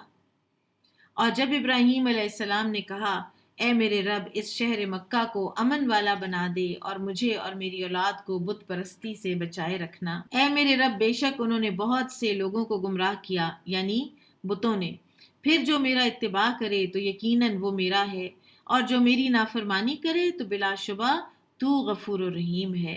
اے ہمارے رب بے شک میں نے اپنی کچھ اولاد ایک بے زراعت وادی میں بسائی ہے۔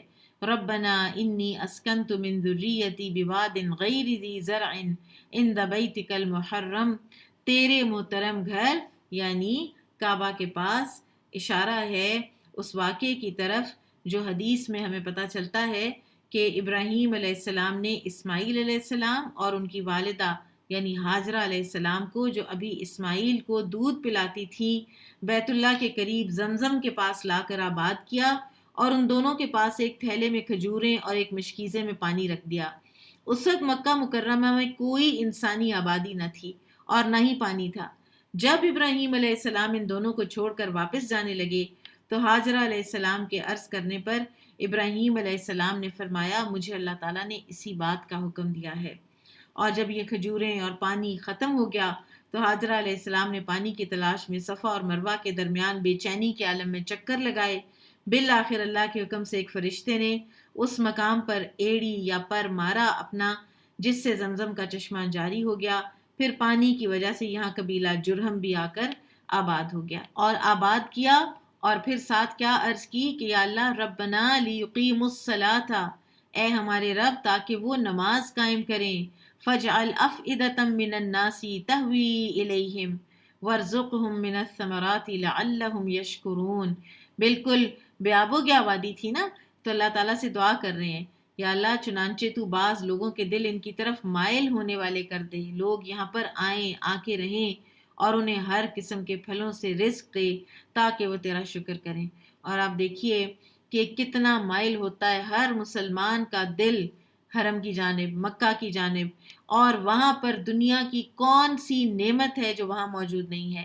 جو ملک اس فروٹ کو یا اس سبزی کو پروڈیوس کرتے ہیں ان کے ہاں وہ اس وقت نہیں ہوتی، لیکن وہ مکہ میں موجود ہوتی ہے، اتنی فراوانی، حالانکہ خود وہاں پر کوئی چیز نہ اگتی ہے، نہ وہاں پہ کوئی پانی ہے سوائے زمزم کے کنویں کے۔ اے ہمارے رب بے شک تو سب کچھ جانتا ہے، جو ہم چھپاتے ہیں اور جو ظاہر کرتے ہیں، اور زمین و آسمان میں کوئی چیز اللہ سے چھپی ہوئی نہیں۔ تمام تعریفیں اللہ کے لیے ہیں جس نے مجھے بڑھاپے میں اسماعیل اور اسحاق عطا فرمائے، دونوں نبی۔ بے شک میرا رب خوب دعا سنتا ہے۔ رب اجعلنی مقیم الصلاۃ ومن ذریتی ربنا وتقبل دعاء ربنا اغفر لی ولوالدی وللمؤمنین یوم یقوم الحساب۔ اے ہمارے رب مجھے اور میری اولاد کو بھی نماز قائم کرنے والا بنا۔ اے ہمارے رب اور میری دعا قبول فرما۔ اے ہمارے رب جس دن حساب قائم ہوگا اس دن مجھے، میرے والدین کو اور تمام مومنوں کو معاف فرمانا۔ انتہائی جامع اور خوبصورت دعا ہے، سچی خیر خواہی پر مبنی، اپنی اولاد کے لیے، اپنے والدین کے لیے اور اپنی تمام مسلمان بہن بھائیوں کے لیے۔ اور اے نبی صلی اللہ علیہ وسلم آپ مت خیال کریں کہ اللہ ان کاموں سے غافل ہے جو ظالم کرتے ہیں، وہ تو انہیں صرف اس دن تک مہلت دیتا ہے جس میں آنکھیں پھٹی کی پھٹی رہ جائیں گی، وہ اپنے سر اٹھائے محشر کی طرف دوڑ رہے ہوں گے، ان کی نگاہ اپنی طرف بھی نہ پھر سکے گی اور ان کے دل خوف سے اڑے جا رہے ہوں گے۔ اور اے نبی صلی اللہ علیہ وسلم لوگوں کو اس دن سے خبردار کر دیں جب انہیں عذاب آ لے گا تو ظالم کہیں گے اے ہمارے رب ہمیں تھوڑی مدت تک مہلت دے تاکہ ہم تیری دعوت قبول کریں اور رسولوں کا اتباع کریں۔ ان سے کہا جائے گا کیا تم اس سے پہلے قسمیں نہیں کھاتے تھے کہ تمہارے لیے کوئی زوال نہیں، اور تم ان لوگوں کی بستیوں میں آباد تھے جنہوں نے اپنے آپ پر ظلم کیا تھا، اور تم پر واضح ہو چکا تھا کہ ہم نے ان سے کیا سلوک کیا تھا، اور ہم نے تمہارے لیے مثالیں بیان کی تھیں، اور یقیناً وہ اپنی چالیں چل چکے، اور ان کی سب چالیں اللہ کی نظر میں ہیں، اور ان کی چالیں ایسی نہ تھیں کہ ان کی وجہ سے پہاڑ ہل جاتے۔ چنانچہ آپ ہرگز خیال نہ کریں کہ اللہ اپنے رسولوں سے وعدہ خلافی کرے گا، بے شک اللہ غالب ہے، انتقام لینے والا۔ جس دن یہ زمین دوسری زمین سے بدل دی جائے گی اور آسمان بھی۔ نبی صلی اللہ علیہ وسلم نے فرمایا قیامت والے دن لوگ سفید بھوری زمین پر اکٹھے ہوں گے جو میدے کی روٹی کی طرح ہوگی، اس میں کسی کا کوئی جھنڈا نہیں ہوگا، اور لوگ اللہ واحد قہر والے کے سامنے کھڑے ہوں گے۔ یہ بھی ایک سوال پوچھا گیا تھا نبی صلی اللہ علیہ وسلم سے کہ جس وقت یہ زمین کوٹ کے ریگزار کر دی جائے گی اور ساری پریپریشن ہو رہی ہوگی تو لوگ کہاں کھڑے ہوں گے، تو آپ صلی اللہ علیہ وسلم نے فرمایا تھا پل صراط پر۔ اور اس دن آپ تمام مجرم زنجیروں میں جکڑے ہوئے دیکھیں گے، ان کے کرتے گندھک کے ہوں گے اور آگ ان کے چہروں کو ڈھانپتی ہوگی۔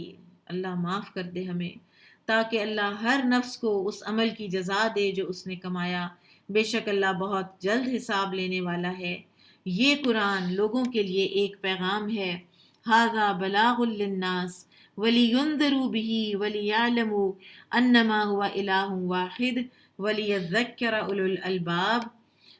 یہ قرآن لوگوں کے لیے ایک پیغام ہے تاکہ اس کے ذریعے سے انہیں ڈرایا جائے اور تاکہ انہیں معلوم ہو جائے کہ بے شک وہی اللہ معبود واحد ہے، اور تاکہ عقل مند نصیحت حاصل کریں۔ تو قرآن کے آنے کا جو مقصد ہے وہ یہ ہے کہ اس کو لوگوں تک پہنچایا جائے، لوگوں کو خبردار کیا جائے، لوگوں کو اللہ کی وحدانیت کا بتایا جائے کہ اللہ ایک ہے، تاکہ عقل مند لوگ اس سے نصیحت حاصل کریں۔ سورۃ الحجر۔ بسم اللہ الرحمن الرحیم۔ الف لام را تلک آیات الکتاب و قرآن مبین، الف لام را، یہ آیات ہیں کتاب اور قرآن مبین کی، واضح کلیئر قرآن، کوئی ایمبیگوٹی نہیں، کوئی شکوک و شبہات میں پڑھنے کی کوئی تک کی نہیں بنتی، اس لیے کہ اس میں تو کوئی پھر خود سے اگر شکوک و شبہات گھڑ گھڑ کے لانے کی کوشش کرے گا تو وہی لا سکے گا، ورنہ دراصل اس کے اندر تو ہر چیز ہر بات بالکل کلیئرٹی کے ساتھ بیان کر دی گئی ہے۔ ربما یود الذین کفروا لو کانوا مسلمین، کسی وقت کافر چاہیں گے کہ کاش وہ مسلمان ہوتے، کوئی ایک وقت ایسا بھی آئے گا کہ جب یہ چاہیں گے کہ کاش انہوں نے بھی اسلام قبول کیا ہوتا۔ یہ حسرت وہ کب کریں گے؟ کہا جاتا ہے موت کے فرشتے دیکھ کر، یعنی موت کے وقت، پھر موت کے بعد ہر مرحلے پر، جب آسمان کے دروازے نہیں کھلیں گے، جب سے جین میں ڈالے جائیں گے، پھر اسی طرح سے جب مسلمانوں کو دیکھیں گے قیامت کے دن کہ وہ اچھے انجام تک پہنچ گئے ہیں تو بھی یہ حسرت کریں گے۔ پھر جب اللہ تعالیٰ اہل ایمان کو جہنم سے نبی صلی اللہ علیہ وسلم کی شفاعت کے ساتھ نکال لے گا اور جہنم میں صرف اور صرف پکے کافر پڑے رہ جائیں گے جن کی شفاعت کا یا نکلنے کا کوئی چانس نہیں رہے گا، تو اس وقت بھی وہ حسرت کریں گے کہ کاش کلمہ پڑھ لیا ہوتا۔ یہ کلمہ بہت سٹرونگ چیز ہے، یہ کلمہ جو ہے یہ انسان کو بالآخر ایک مرتبہ بھی کلمہ پڑھنے والے کو اللہ تعالیٰ بالآخر جہنم سے سزائیں دے دے کر اس کو نکال لیں گے، اگر اس نے کوئی ایک بھی نیکی کا اور کام نہیں کیا ہوا اور زندگی میں ایک دفعہ کہیں اس نے کلمہ پڑھا تھا تو بھی وہ نکال لیا جائے گا، اور پھر اس وقت کافر یہ حسرت کریں گے۔ پھر اللہ تعالیٰ فرماتے ہیں ذرہم، انہیں چھوڑ دو، یأکلوا ویتمتعوا ویلہہم الامل فسوف یعلمون۔ ذرہم، انہیں چھوڑ دو، یہ ایک دھمکی ہے، ذرہم ایک دھمکی ہے، چھوڑ دو انہیں، اور اسی طرح سے آیت کے آخر میں فسوف یعلمون دوسری دھمکی ہے، اور درمیان میں کیا ہے ان دھمکیوں کے کہ یہ اس دنیا کے فائدے اٹھائیں اور غافل رکھیں ان کو لمبی امیدیں، اسی دنیا میں کمانے والی لمبی امیدیں انہیں غافل کر کے رکھیں، وہ کھائیں پئیں اور مزے کریں، اور جھوٹی امید انہیں غفلت میں ڈالے رکھے، پھر جلد ان کو معلوم ہو جائے گا۔ ہم اس دنیا میں اس مقصد کے لیے نہیں آئے ہیں کہ صرف لذتیں حاصل کریں اور نعمتوں میں زندگی گزاریں، آخرت کی تیاری ہی نہ کریں۔ یہ جو فریم آف مائنڈ ہے، یہ جو لائف سٹائل ہے، یہ آخرت کو ماننے والوں کا لائف سٹائل نہیں ہے، یہ آخرت والوں کا اخلاق نہیں ہے۔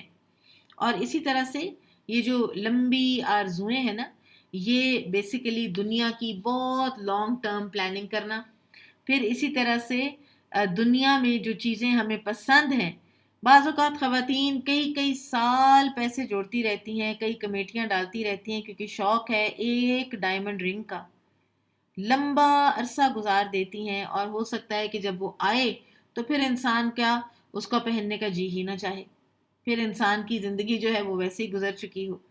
تو دل وہاں لگائیں جہاں پر نعمتیں جب ملنی ہیں تو دل خوش ہو جائے گا، اور جہاں کی دائمی نعمتیں ہیں، جہاں پہ کبھی ایسا نہیں ہونا کہ اچھا اب تو میرا یہ اس سے دل اکتا گیا ہے، نہ کوئی وہاں اکتاہٹ ہے، نہ کوئی وہاں روک ٹوک ہے، نہ کوئی وہاں انتظار ہے۔ جنتی کا دل چاہے گا کہ وہ کوئی کٹائی کرے اور کوئی گندم اگائے، کٹائی کرے تو ایک لمحے میں ایک لہجے میں اس کی گندم بو بھی دی جائے گی، وہ اگ بھی آئے گی، وہ پک بھی جائے گی، وہ کٹ کے سامنے ڈھیر لگ بھی جائے گا۔ ایسے ہوگا انسان کے ساتھ۔ کوئی بچہ چاہتا ہے تو اس کو آن واحد میں یوں اس کا سارا پروسیس ہو کے تو بچہ اس کے ہاتھ میں آ جائے گا۔ یہ ہے جنت کا حساب کتاب۔ اور کہاں یہ کہ اس فانی دنیا کے جہاں کچھ ملتا ہے اور کچھ نہیں بھی ملتا، ملنے کے بعد وہ زائل بھی ہو سکتا ہے، تو اسی میں پڑے رہنا، یہ ہیں لمبی امیدیں، اور یہ انسان کو بہت دھوکے میں رکھتی ہیں۔ نبی صلی اللہ علیہ وسلم نے فرمایا بوڑھے انسان کا دو چیزوں کے بارے میں دل ہمیشہ جوان رہتا ہے، ایک دنیا کی محبت اور ایک اس کی لمبی امیدیں۔ حسن بصری کہتے ہیں کہ جب بندہ اپنی آرزوؤں کو لمبی کرتا ہے تو اس کے اعمال خراب ہو جاتے ہیں، اور ہم نے جس بستی کو بھی ہلاک کیا ہے اس کی تباہی کے لیے میعاد مقرر کی تھی، کوئی امت اپنے مقررہ وقت سے نہ آگے نکل سکتی ہے اور نہ پیچھے رہ سکتی ہے۔ اور انہوں نے کہا اے وہ شخص جس پر یہ ذکر یعنی قرآن نازل کیا گیا ہے، یقیناً تو مجنون ہے۔ حالانکہ نبی صلی اللہ علیہ وسلم کہاں سے نعوذ باللہ ان کو مجنون نظر آتے تھے، حالانکہ 40 سال آپ ان کے درمیان میں رہے ہیں اور اتنے اعلیٰ اخلاق کے، اتنے گلوریس، اتنے نوبل ڈگنیفائڈ انسان تھے، باوقار، گریسفل، محبت کرتے تھے یہ سب آپ سے، اور اب ایک دم دیوانے ہو گئے نعوذ باللہ۔ تو ہمارے پاس فرشتے کیوں نہیں لے آتا اگر تو سچوں میں سے ہے؟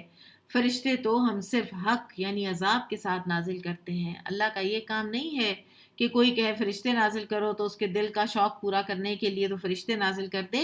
فرشتے آتے ہیں خاص کاموں کے لیے، کوئی خوشخبری لے کر آتا ہے پیغمبروں کے لیے، یا کسی قوم پر عذاب لانے کے لیے آتے ہیں، اور پھر اس وقت ان کفار کو ڈھیل نہیں دی جاتی۔ بے شک ہم ہی نے یہ قرآن نازل کیا اور بے شک ہم ہی اس کے محافظ ہیں۔ انا نحن نزلنا الذکر وَإِنَّا لَهُ لَحَافِظُونَ۔ بڑی زبردست یہ آیت ہے، قرآن کریم کی یہ آیت پوری انسانیت کے لیے، ہمیشہ کے لیے آنے والے جتنے بھی بنی آدم ہیں ان کے لیے چیلنج ہے، اور چیلنج یہ ہے کہ 1400 سال گزر جانے کے بعد بھی، 1400 سال سے اب زائد عرصہ گزر چکا ہے، تقریباً 1450 سال ہو چکے ہیں، قرآن حکیم کے کسی ایک حرف میں کوئی تبدیلی نہیں آئی۔ اگرچہ کوشش بھی کی گئی ہے، انتہائی کوششیں کی گئی ہیں اس کو بھی تبدیل کرنے کے لیے، اور اس کی حفاظت کا ذمہ کیونکہ اللہ سبحانہ و تعالیٰ نے لیا ہوا تھا تو اس میں کوئی چینج نہیں آ سکی۔ آپ دیکھیے کہ قرآن جو ہے نا، ذکر سے یہاں مراد قرآن ہے، اور قرآن کی حفاظت اللہ تعالیٰ نے اپنے ذمے تو لی لیکن کروائی تو اپنے بندوں ہی کے ذریعے، بندوں کے سینوں میں اس کو حفظ کروایا۔ دنیا کی اور کوئی کتاب نہیں ہے جس کا کوئی ایک بھی حافظ ہو ہی نہیں سکتے حافظ تیار، چاہے وہ آسمانی کتاب ہو اور چاہے وہ کوئی اور کتاب ہو، اور اس کے ملینز کروڑوں میں حفاظ ہوتے ہیں، چھوٹے چھوٹے بچے، 4 5 5 6 سال کے بچے اور وہ حفاظ۔ اور اسی طرح سے پھر آپ دیکھیے کہ قرآن کو جو مختلف لہجوں میں پڑھنے کا ہے، اور مختلف جو قراتیں ہیں، اور ان میں جو 7 زیادہ مشہور قراتیں ہیں، 7 قرات جن کو کہا جاتا ہے، وہ ساری کی ساری قراتیں بھی جو ہیں وہ لوگوں کو حفظ ہیں، لیکن قیامت سے پہلے قرآن اٹھا لیا جائے گا، کیونکہ قیامت جو ہے نا وہ قائم ہوگی اشرار الناس پر، ان لوگوں پر جن کی اللہ کو ذرا بھی پرواہ نہیں ہوگی، وہ ایسے کوڑا کرکٹ ہوں گے۔ اور اللہ تعالیٰ ہمیں بچائے اس بات سے کہ ہم اس زمانے میں ہوں کہ جب قرآن سینوں سے بھی اٹھا لیا جائے گا، کوئی حافظ باقی نہیں رہے گا، کتابوں سے بھی اٹھا لیا جائے گا، ہر جگہ سے۔ آپ دیکھیے کہ یہ جو جتنا زیادہ کتابت کم ہوتی جا رہی ہے، اور اسی طرح سے یہ جو ڈیجیٹل سارا سافٹ کاپیز اور ایپس اور ان میں قرآن اور اس میں دیکھنا، یہ ساری ہر چیز ڈیلیٹ ہو جائے تو بہرحال مصحف میں بھی باقی نہیں رہے گا، حفاظ بھی باقی نہیں رہیں گے، کہیں قرآن باقی ہی نہیں رہے گا۔ یہ وقت قیامت سے پہلے اس دنیا پر آنا ہے، اور یقیناً آپ سے پہلے ہم کئی گروہوں میں رسول بھیج چکے ہیں، اور ان کے پاس جو بھی رسول آیا وہ اس سے مذاق کرتے تھے، اور ہم اسی طرح مجرموں کے دلوں میں ہنسی مذاق ڈالتے ہیں، وہ اس قرآن پر ایمان نہیں لاتے، اور یہی پہلے لوگوں کا طریقہ گزر چکا ہے، اور اگر ہم ان پر آسمان سے ایک دروازہ کھول دیں پھر وہ اس میں چڑھنے لگیں تو بھی وہ یہی کہیں گے کہ ہماری تو نظریں ہی بند کر دی گئی ہیں، یعنی معجزات بھی انہوں نے کوئی نہیں پھر ماننے۔ آپ دیکھیں یہ معجزہ مانگتے تھے، چاند پھٹا، باقاعدہ پراپر چاند پھٹا، یہ کوئی آپٹیکل ایلوژن نہیں تھا، اور چاند اس کے باوجود، چاند پھٹنے کے باوجود ابو جہل وغیرہ یہ کوئی بھی ایمان نہیں لائے۔ یہ مکی دور کا واقعہ ہے، انہوں نے آنکھوں سے دیکھا، پھر بھی یہ کہیں گے کہ بلکہ ہم لوگوں پر جادو ہوا ہے، اور یقیناً ہم نے آسمان میں برج بنائے اور انہیں ناظرین کے لیے زینت دی، اور ہم نے انہیں ہر شیطان مردود سے محفوظ رکھا، مگر جو چوری چھپے سنے تو چمکتا شہاب یعنی دہکتا شعلہ اس کا پیچھا کرتا ہے۔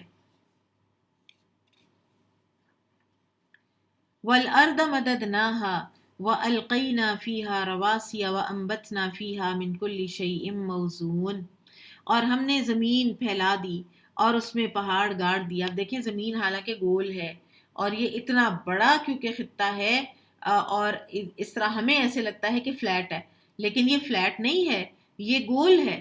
اور اسی طرح سے پھر اس میں اللہ تعالیٰ نے پہاڑ گاڑ دیے زمین کا بیلنس برقرار رکھنے کے لیے، اور اس میں ہر چیز مناسب مقدار میں اگائی. ہر چیز آپ دیکھیں، پانی ہے تو کس کس طرح سے ہے.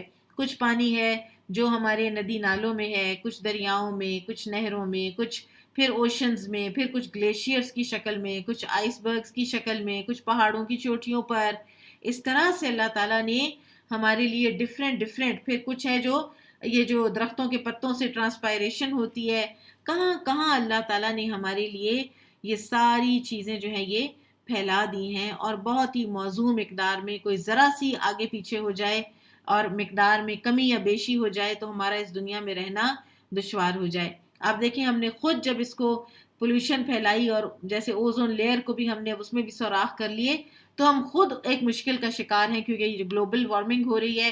بے وقت کی بارشیں، بے وقت کی دھوپ، بے وقت کے جو ہیں سیزنز میں ڈفرینٹ ہوتے جا رہے ہیں. جو فصلیں ایک وقت پہ اگتی تھیں اب ان کا موسم ہی نہیں آ کے دیتا اسی مہینے میں.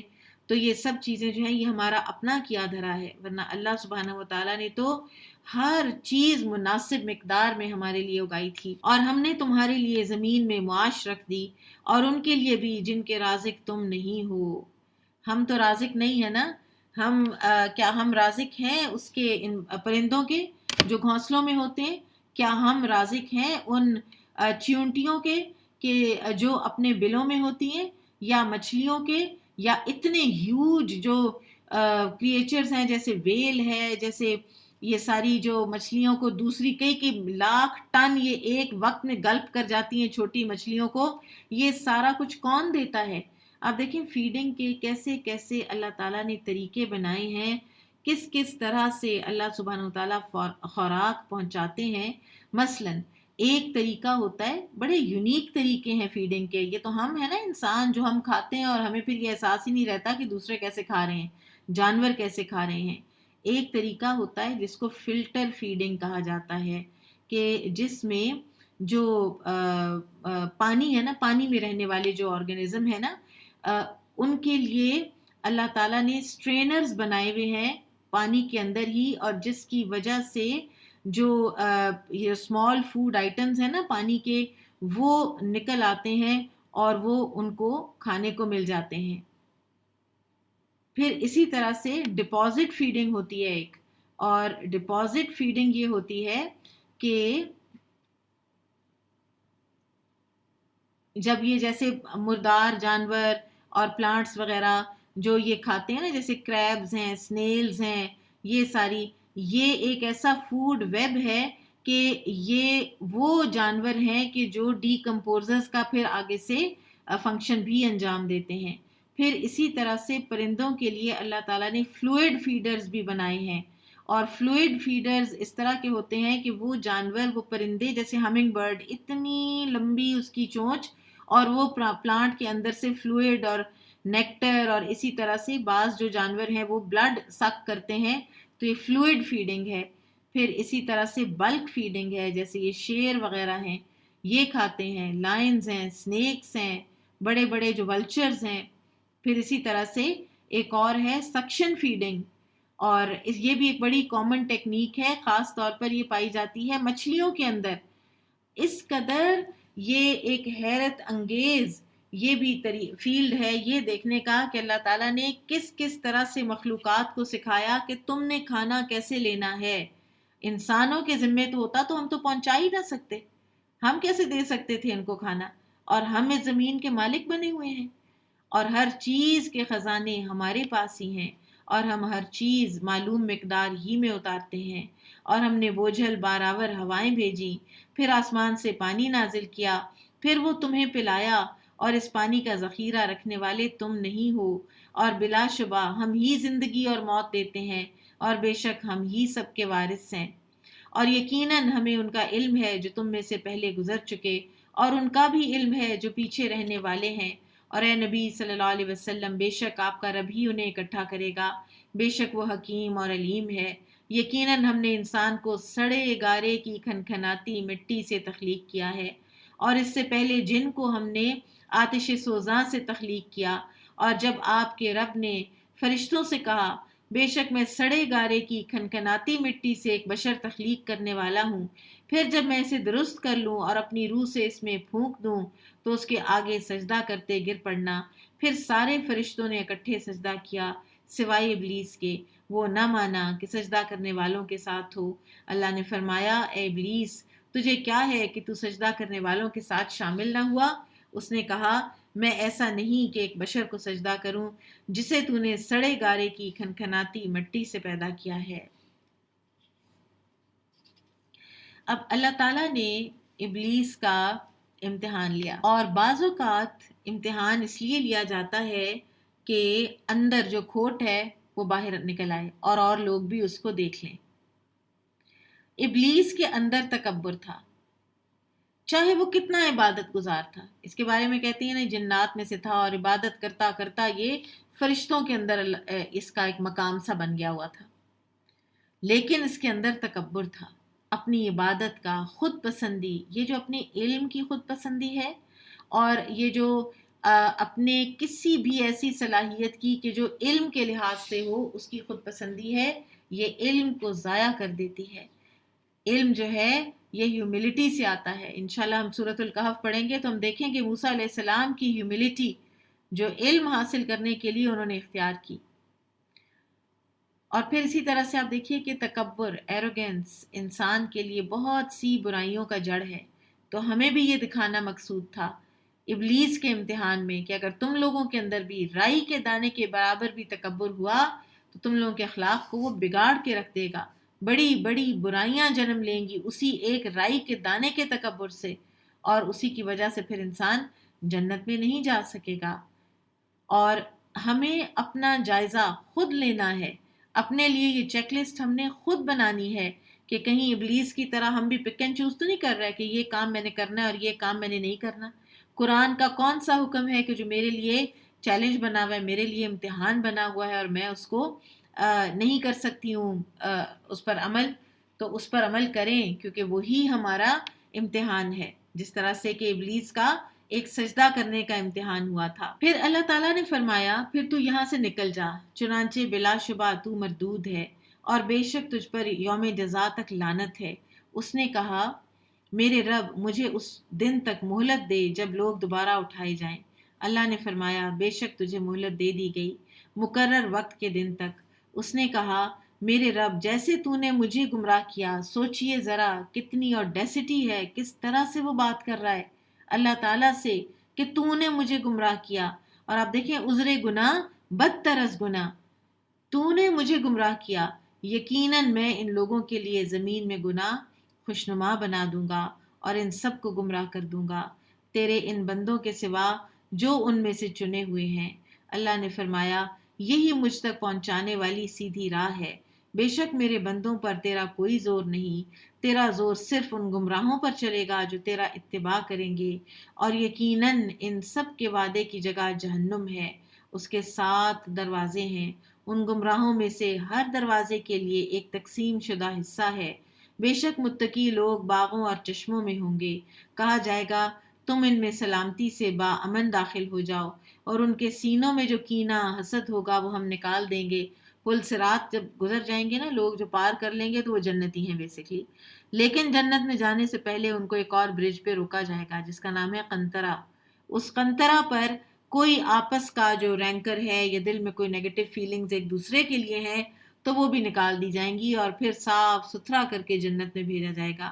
بعض اوقات لوگ ہوتے ہیں آپس میں کوئی پرسنالٹی کلیش ہو جاتا ہے، ایک دوسرے کے ساتھ بنتی نہیں ہے، لیکن دونوں بہت اچھے ہوتے ہیں، لوگ بہت اچھے ہوتے ہیں، یہ نہیں کہ آپ ایک کو برا کہیں اور ایک کو اچھا کہیں۔ تو ایسے لوگ جو ہیں وہ جو کوئی ایک دوسرے کے لیے دل میں کوئی میل تھا، کوئی ال فیلنگز تھیں، جنت میں تو ال فیلنگز کا کوئی کام ہی نہیں ہے نا، تو اللہ تعالیٰ وہ ال فیلنگز ختم کریں گے، وہ اللہ تعالیٰ نکالیں گے اور وہ تختوں پر آمنے سامنے بیٹھے بھائی بھائی ہوں گے۔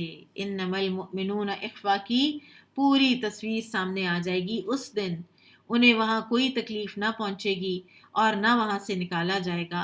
اے نبی صلی اللہ علیہ وسلم میرے بندوں کو خبر سنا دیجئے کہ یقیناً میں غفور و رحیم ہوں، یقیناً میں غفور و رحیم ہوں۔ یہ بڑی ایک خوبصورت یہ حدیث ہے اس میں کہ ایک مرتبہ رسول اللہ صلی اللہ علیہ وسلم اپنے صحابہ کے ایک گروہ کی طرف نکلے جو ہنس رہے تھے اور باتیں کر رہے تھے، تو جیسے خوش گپیاں ہوتی، تو آپ صلی اللہ علیہ وسلم نے ان سے کہا، فرمایا اس ذات کی قسم جس کے ہاتھ میں میری جان ہے، اگر تم وہ جان لو جو میں جانتا ہوں تو تم ہنستے کم اور روتے زیادہ۔ پھر آپ چلے گئے اور لوگ رونے لگے آپ کی یہ بات سن کر۔ تو اللہ نے نبی صلی اللہ علیہ وسلم کی طرف وحی بھیجی کہ اے محمد صلی اللہ علیہ وسلم، آپ نے میرے بندوں کو مایوس کیوں کیا؟ تو پھر نبی صلی اللہ علیہ وسلم واپس تشریف لائے اور صحابہ سے کہا، فرمایا خوش ہو جاؤ، سیدھے رہو، یعنی اسٹریٹ پاتھ کے اوپر چلتے رہو اور قریب ہو جاؤ، یعنی فرما برداری کے قریب قریب رہنا، نافرمانیوں سے دور دور رہنا، انشاءاللہ جنت میں داخل ہو جاؤ گے۔ نبی عبادی انی انا الغفور الرحیم۔ سبحان اللہ، اللہ تعالیٰ غفور و رحیم ہے، اور اللہ تعالیٰ فرماتے ہیں میرے بندوں کو یہ آپ بتا دیں، میرے بندوں کو یہ آپ اعلان کر دیں، اور بے شک میرا عذاب بھی بڑا دردناک عذاب ہے۔ اور انہیں ابراہیم کے مہمانوں کی خبر سنا دیجئے، جب وہ اس کے پاس پہنچے تو انہوں نے سلام کیا، تو اس نے کہا بے شک ہم تم سے ڈرتے ہیں۔ یہ جو ڈر ہے یہ ابراہیم علیہ السلام کے اندر اس وقت پیدا ہوا جب انہوں نے ابراہیم علیہ السلام کا تیار کیا ہوا بھنا ہوا بچڑا نہیں کھایا، تو وہ ڈر گئے اور وہ سمجھے کہ یہ جو مہمان ہے یہ تو کسی بری نیت سے آئے ہیں۔ قالوا لا توجل انا نبشرک بغلام علیم، وہ بولے ڈر مت، بے شک ہم تجھے ایک علم والے لڑکے کی بشارت دیتے ہیں۔ علم والا لڑکا اسحاق علیہ السلام، اور غلام حلیم آیا ہے اسماعیل علیہ السلام کے لیے قرآن میں۔ ابراہیم علیہ السلام نے کہا کیا تم مجھے بشارت دیتے ہو جبکہ مجھ پر بڑھاپا آ چکا؟ چنانچہ اب کس بنا پر بشارت دیتے ہو؟ وہ بولے ہم نے تجھے حق کی بشارت دی ہے، چنانچہ تو نا امید نہ ہو۔ ابراہیم علیہ السلام نے کہا اور اپنے رب کی رحمت سے تو گمراہ لوگ ہی نا امید ہوتے ہیں۔ پھر ابراہیم علیہ السلام نے کہا پھر تمہارا مقصد کیا ہے اے بھیجے ہوئے فرشتوں؟ یعنی ان کو سمجھ آ گئی تھی کہ یہ صرف مجھے خوشخبری دینے نہیں آئے، کوئی اور بھی بات ہے۔ تو انہوں نے کہا بے شک ہم ایک مجرم قوم کی طرف بھیجے گئے ہیں سوائے آل لوط کے، اور یہ لوط علیہ السلام اور ان کی 2 بیٹیاں تھیں۔ بے شک ہم ان سب کو نجات دینے والے ہیں سوائے اس کی بیوی کے، یعنی وہ ان کے گھر والوں میں سے بیوی جو ہے اس کو ہم نجات نہیں دیں گے، ہم نے مقدر کر دیا کہ بے شک وہ پیچھے رہ جانے والوں میں سے ہوگی۔ پھر جب فرشتے آل لوط کے ہاں آ پہنچے تو لوط علیہ السلام نے کہا بے شک تم لوگ تو اجنبی ہو۔ وہ بولے بلکہ ہم تیرے پاس وہ عذاب لائے ہیں جس میں یہ لوگ شک کرتے تھے، اور ہم تیرے پاس حق یعنی یقینی چیز لائے ہیں، اور بے شک ہم سچے ہیں۔ چنانچہ تو کچھ رات رہے، اپنے اہل و عیال کو لے کر نکل، اور تو ان کے پیچھے چل، اور تم میں سے کوئی پیچھے مڑ کر نہ دیکھے، اور چلے جاؤ جہاں تمہیں حکم دیا جاتا ہے۔ اور ہم نے اسے اس امر کا فیصلہ سنا دیا کہ بے شک صبح ہوتے ان لوگوں کی جڑ کاٹ دی جائے گی، اور شہر والے خوشیاں مناتے آئے۔ کس بات کی خوشیاں؟ کہ نوجوان لڑکے آئے ہیں، انہیں تو ہم لوط علیہ السلام سے اپنے گھر لے جائیں، اور جو بھی بدفعلی ہم نے کرنی ہے ہم ان کے ساتھ کریں۔ اور یہ شہر کا نام تھا سدوم، اسی نام سے جو ہے یہ جو فعل ہے اس کو ہوموسیکشولیٹی کا، اس کو سوڈومی بھی کہتے ہیں، کیونکہ یہ اسی بستی سے اس کی ابتدا ہوئی تھی۔ لوط علیہ السلام نے کہا بے شک یہ لوگ میرے مہمان ہیں، لہٰذا تم مجھے رسوا نہ کرو، اور اللہ سے ڈرو اور مجھے ذلیل نہ کرو۔ وہ بولے کیا ہم نے تجھے دنیا والوں کی حمایت سے روکا نہیں؟ لوط علیہ السلام نے کہا یہ میری قوم کی بیٹیاں ہیں، ان سے نکاح کر لو اگر تم کچھ کرنے والے ہو۔ اے نبی صلی اللہ علیہ وسلم، آپ کی عمر کی قسم، بے شک وہ اپنی مستی میں بھٹک رہے تھے۔ اللہ تعالیٰ نبی صلی اللہ علیہ وسلم سے خطاب فرما کر آپ ہی کی زندگی کی قسم کھا رہے ہیں۔ یہ دراصل آپ کا شرف اور آپ کا فضل اس بات سے پتہ چلتا ہے۔ بہرحال اللہ تعالیٰ کے علاوہ کوئی بھی، جیسے میں اور آپ ہیں تو ہم اللہ کے علاوہ کسی اور کی قسم نہیں کھا سکتے۔ اللہ تعالیٰ کے لیے تو سبھی مخلوق ہے نا، تو اللہ تعالیٰ نے یہاں نبی صلی اللہ علیہ وسلم کی عمر کی قسم کھائی ہے۔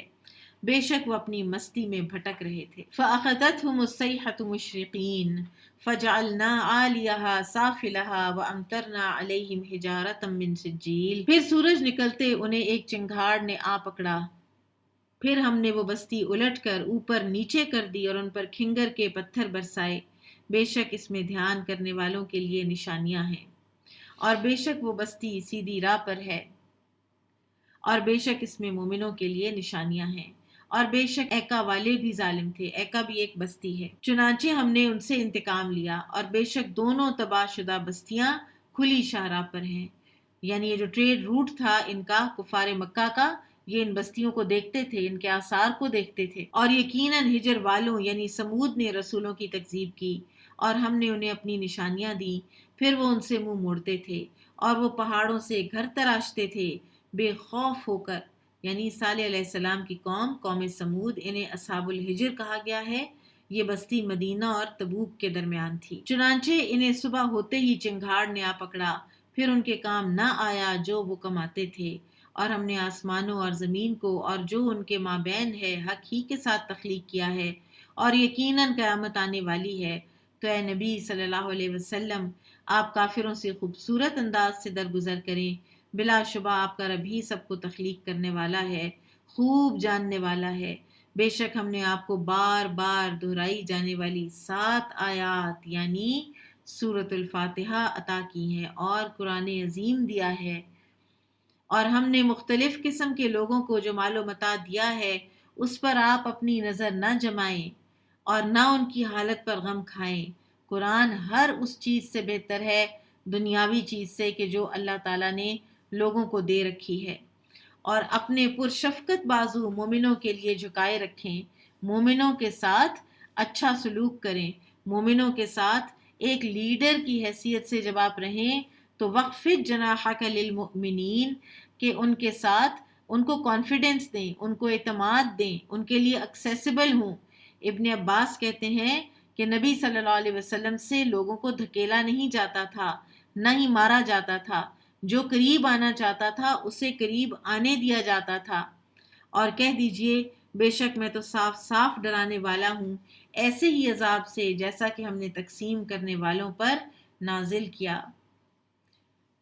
جنہوں نے اپنے قرآن کو یعنی تورات کو یہاں پر قرآن کہا گیا ہے، پارا پارا کر دیا، صفحہ صفحہ کر کے رکھتے تھے تاکہ پوری کتاب کوئی پڑھ نہ سکے۔ فَوَرَبِّكَ لَنَسْأَلَنَّهُمْ أَجْمَعِينَ عَمَّا كَانُوا يَعْمَلُونَ، چنانچہ آپ کے رب کی قسم ہم ان سب سے ضرور باز پرس کریں گے ان اعمال کی جو وہ کرتے تھے۔ چنانچہ آپ کو جو حکم دیا جاتا ہے کھول کر سنا دیں اور مشرکین سے بے رخی برتیں۔ بلا شبہ ہم ٹھٹھا کرنے والوں کے مقابل آپ کو کافی ہیں۔ اِنَّا كَفَيْنَاكَ الْمُسْتَهْزِئِينَ، یہ بہت اہم آیت ہے اور اس کو سمجھنا آج کی زندگی میں تو بے حد ضروری ہے کہ جو بھی مستہزئین ہیں، جو بھی رسول اللہ صلی اللہ علیہ وسلم کا مذاق اڑاتے ہیں، تو دراصل وہ چاند پر ہی تھوکتے ہیں، وہ کچھ بھی نقصان نہیں پہنچاتے نبی صلی اللہ علیہ وسلم کی ذات کو۔ اور بہرحال یہ ضرور ہے کہ مسلمانوں کو اس کے بارے میں کچھ نہ کچھ کرنا ضرور چاہیے، لیکن وہ مہذب اور ڈیسنٹ طریقہ ہونا چاہیے۔ اللہ تعالیٰ نے نبی صلی اللہ علیہ وسلم کے مقابلے میں مستہزئین کے ساتھ نمٹنا اپنے ذمے لیا ہے۔ الذین یجعلون مع اللہ الہا آخر فسوف یعلمون، وہ لوگ جو اللہ کے ساتھ کسی اور کو معبود بناتے ہیں، چنانچہ وہ اپنا انجام جلد جان لیں گے۔ نبی صلی اللہ علیہ وسلم کی جو ہستی ہے نا، اس کے لیے ہم کیا کر سکتے ہیں ڈیسنٹ طریقے سے؟ تو اس میں ریسنٹلی جیسے ڈاکٹر ذاکر نائک نے کچھ بتائے، کچھ پوائنٹس کہ ہم کیا کیا کر سکتے ہیں۔ مثلا اگر کوئی کچھ لکھ سکتا ہے تو وہ لکھے، آپ صلی اللہ علیہ وسلم کی سیرہ کے بارے میں لکھے، آپ صلی اللہ علیہ وسلم کی زندگی پر جو ذہنوں میں اشکال لوگوں کے آتے ہیں بعض اوقات، تو ان کو بڑے دلائل کے ساتھ، طریقے کے ساتھ ان لوگوں تک پہنچائے کہ جن کو پتہ نہیں ہے۔ پھر اسی طرح سے بل بورڈز کو استعمال کیا جا سکتا ہے، بل بورڈز لگائے جا سکتے ہیں ایسی احادیث کے کہ جو لوگوں تک پہنچائی جائیں، کہ پتہ چلے کہ رسول اللہ صلی اللہ علیہ وسلم کی تعلیمات اصل میں تھیں کیا، اور کس طرح سے آپ صلی اللہ علیہ وسلم انسانیت سے محبت کرنے والی ہستی تھے اور رحمت للعالمین تھے۔ جو لوگ ٹھٹھا اڑاتے ہیں ان کو پتہ ہونا چاہیے کہ وہ ان کے بھی رسول تھے، وہ ان کے لیے بھی رحمت کا باعث بن کے اس دنیا میں تشریف لائے۔ لیکن بہرحال نبی صلی اللہ علیہ وسلم کی عزت کا ذمہ بھی اللہ سبحانہ وتعالیٰ نے خود لیا ہے۔ اِنَّا كَفَيْنَاكَ الْمُسْتَهْزِئِينَ، اور یہ مستہزئین کون ہیں؟ جو اللہ کے ساتھ کسی اور کو الہ بناتے ہیں، تو ان قریب تم جان لوگے۔ وَلَقَدْ نَعْلَمُ أَنَّكَ يَضِيقُ صَدْرُكَ بِمَا يَقُولُونَ فَسَبِّحْ بِحَمْدِ رَبِّكَ وَكُن مِّنَ السَّاجِدِينَ وَاعْبُدْ رَبَّكَ حَتَّى يَأْتِيَكَ الْيَقِينُ۔ وہ لوگ جو اللہ کے ساتھ کسی اور کو معبود بناتے ہیں، چنانچہ وہ اپنا انجام جلد جان لیں گے، اور یقیناً ہم جانتے ہیں کہ جو کچھ وہ کہتے ہیں اس سے آپ کا سینہ تنگ ہوتا ہے۔ تو سینہ تنگ ہوتا ہے لوگوں کی باتوں سے، دل گھٹتا ہے، تکلیف ہوتی ہے، لوگ بعض اوقات بڑی دل آزاری کی بات کر لیتے ہیں۔ تو کرنا کیا چاہیے؟ کیا واپسی ہمیں بھی لیش آؤٹ کرنا چاہیے؟ کیا واپسی ایک لڑائی جھگڑا شروع کر دینا چاہیے؟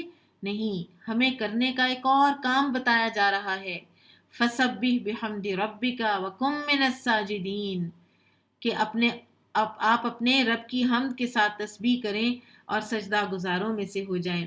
یہ 3 مقامات ہیں قرآن حکیم کے کہ جہاں پر اللہ سبحانہ و تعالیٰ نے رسول اللہ صلی اللہ علیہ وسلم کا جو سینہ گھٹتا تھا، دل گھٹتا تھا، لوگوں کی تکلیف دہ باتیں جو ہیں وہ ایموشنلی آپ صلی اللہ علیہ وسلم کو ڈسٹرب کرتی تھیں، تو اللہ تعالیٰ ایکنالج کرتے ہوئے فرماتے ہیں کہ کیا اللہ تعالیٰ نے کہیں یہ حکم دیا کہ آپ واپسی اینٹ کا جواب پتھر سے دیں؟ آپ صلی اللہ علیہ وسلم کو فرمایا گیا کہ آپ تسبیحات میں اور اضافہ کر دیں، آپ تسبیح کیا کریں۔ تسبیحات رنج و غم کو دور کرتی ہیں۔ کچھ تو تسبیحات ایسی ہیں کہ جو باقاعدہ دی گئی ہیں رنج و غم کو دور کرنے کے لیے، لیکن جنرلی ہر تسبیح انسان کے رنج و غم کو دور کرتی ہے، اور یہ مضمون جو ہے یہ قرآن میں 3 مرتبہ آیا ہے، ایک مرتبہ یہاں پر سورہ ہجر میں، ایک مرتبہ سورہ طٰہٰ میں، اور ایک مرتبہ سورہ قاف میں۔ اور آپ اپنے رب کی عبادت کریں حتیٰ کہ آپ کے پاس یقین یعنی موت آ جائے۔ سورۃ النحل۔ بسم اللہ الرحمن الرحیم۔ اتی امر اللہ فلا تستعجلوہ۔ اللہ کا حکم آ پہنچا، لہٰذا تم اسے عجلت سے نہ مانگو، یعنی قیامت آنے ہی والی ہے، اب تم اس کی جلدی نہ مچاؤ۔ وہ پاک اور ان سے برتر ہے جنہیں وہ شریک ٹھہراتے ہیں۔ وہ اپنے بندوں میں سے جس پر چاہے اپنے حکم سے وحی دے کر فرشتے نازل کرتا ہے، تاکہ تم لوگوں کو اس بات سے آگاہ کر دو کہ بلا شبہ میرے سوا کوئی الہ نہیں، لہٰذا تم مجھ ہی سے ڈرو۔ اسی نے آسمان اور زمین حق کے ساتھ تخلیق کیے، وہ ان سے برتر ہے جنہیں وہ شریک ٹھہراتے ہیں۔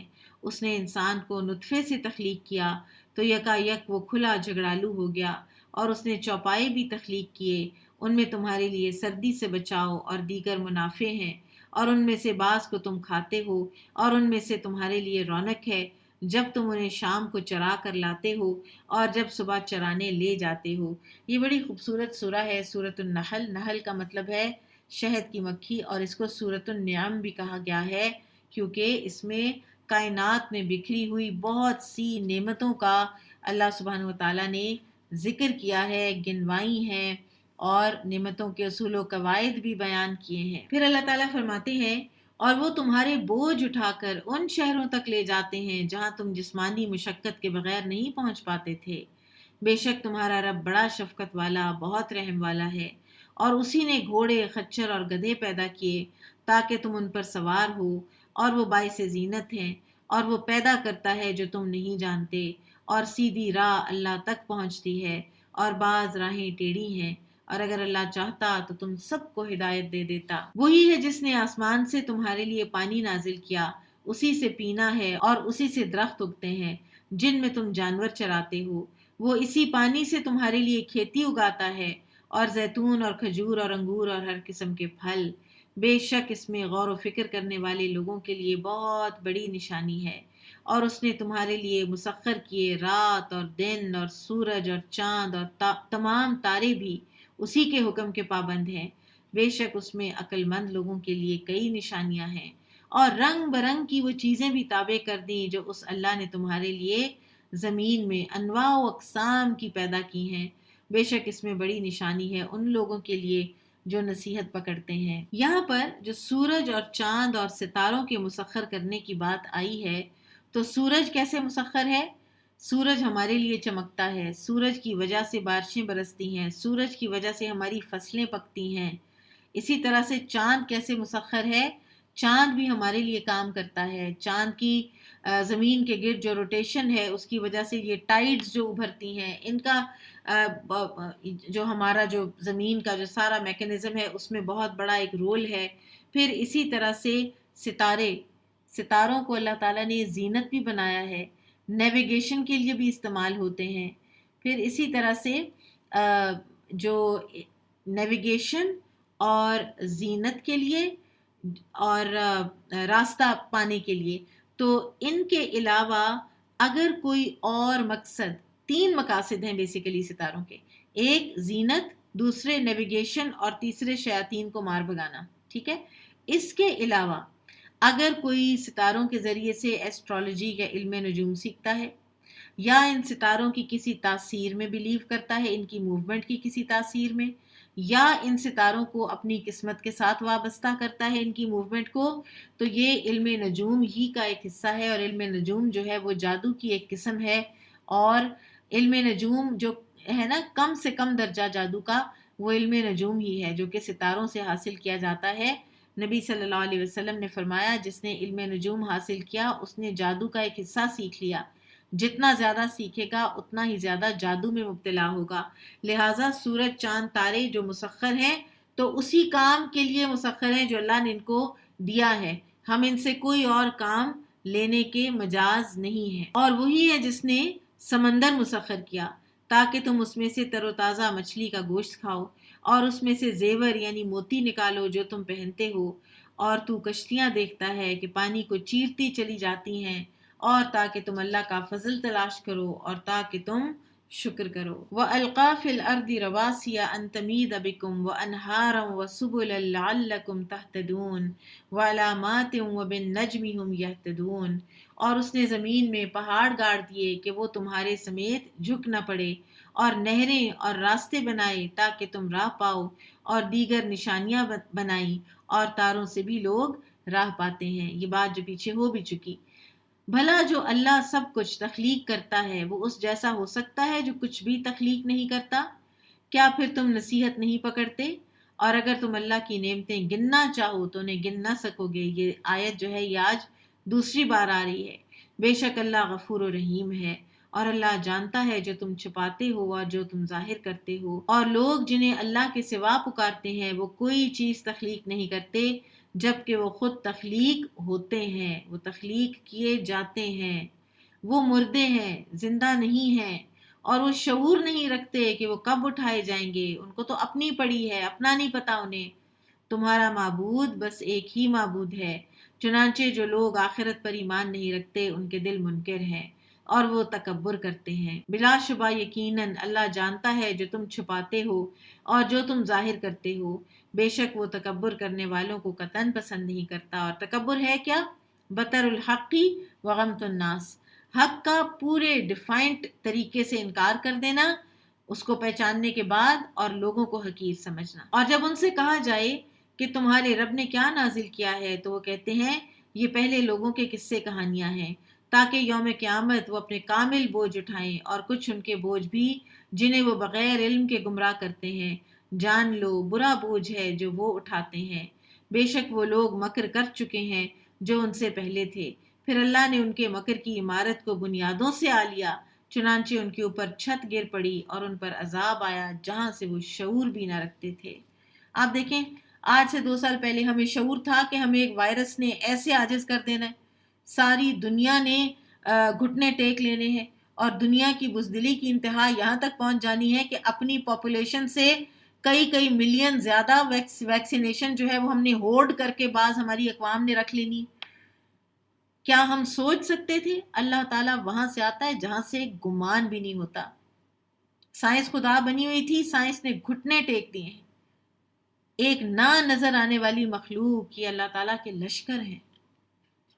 اللہ سے ڈر جانا چاہیے. اللہ سے کئی دفعہ میں صرف اپنی فیلنگ، ایک احساس جو ہے نا اس کا اظہار کرنے لگی ہوں کہ جب میں خالی حرم کو دیکھتی ہوں نا تو مجھے ایسے لگتا ہے کہ جیسے نا اللہ تعالیٰ نے ایسے صرف اس حرم کو خالی کرنے کے لیے کہ جسٹ گیٹ آؤٹ، سب کے سب نکل جاؤ میرے گھر سے، ایسے نکالا ہے اللہ تعالیٰ نے.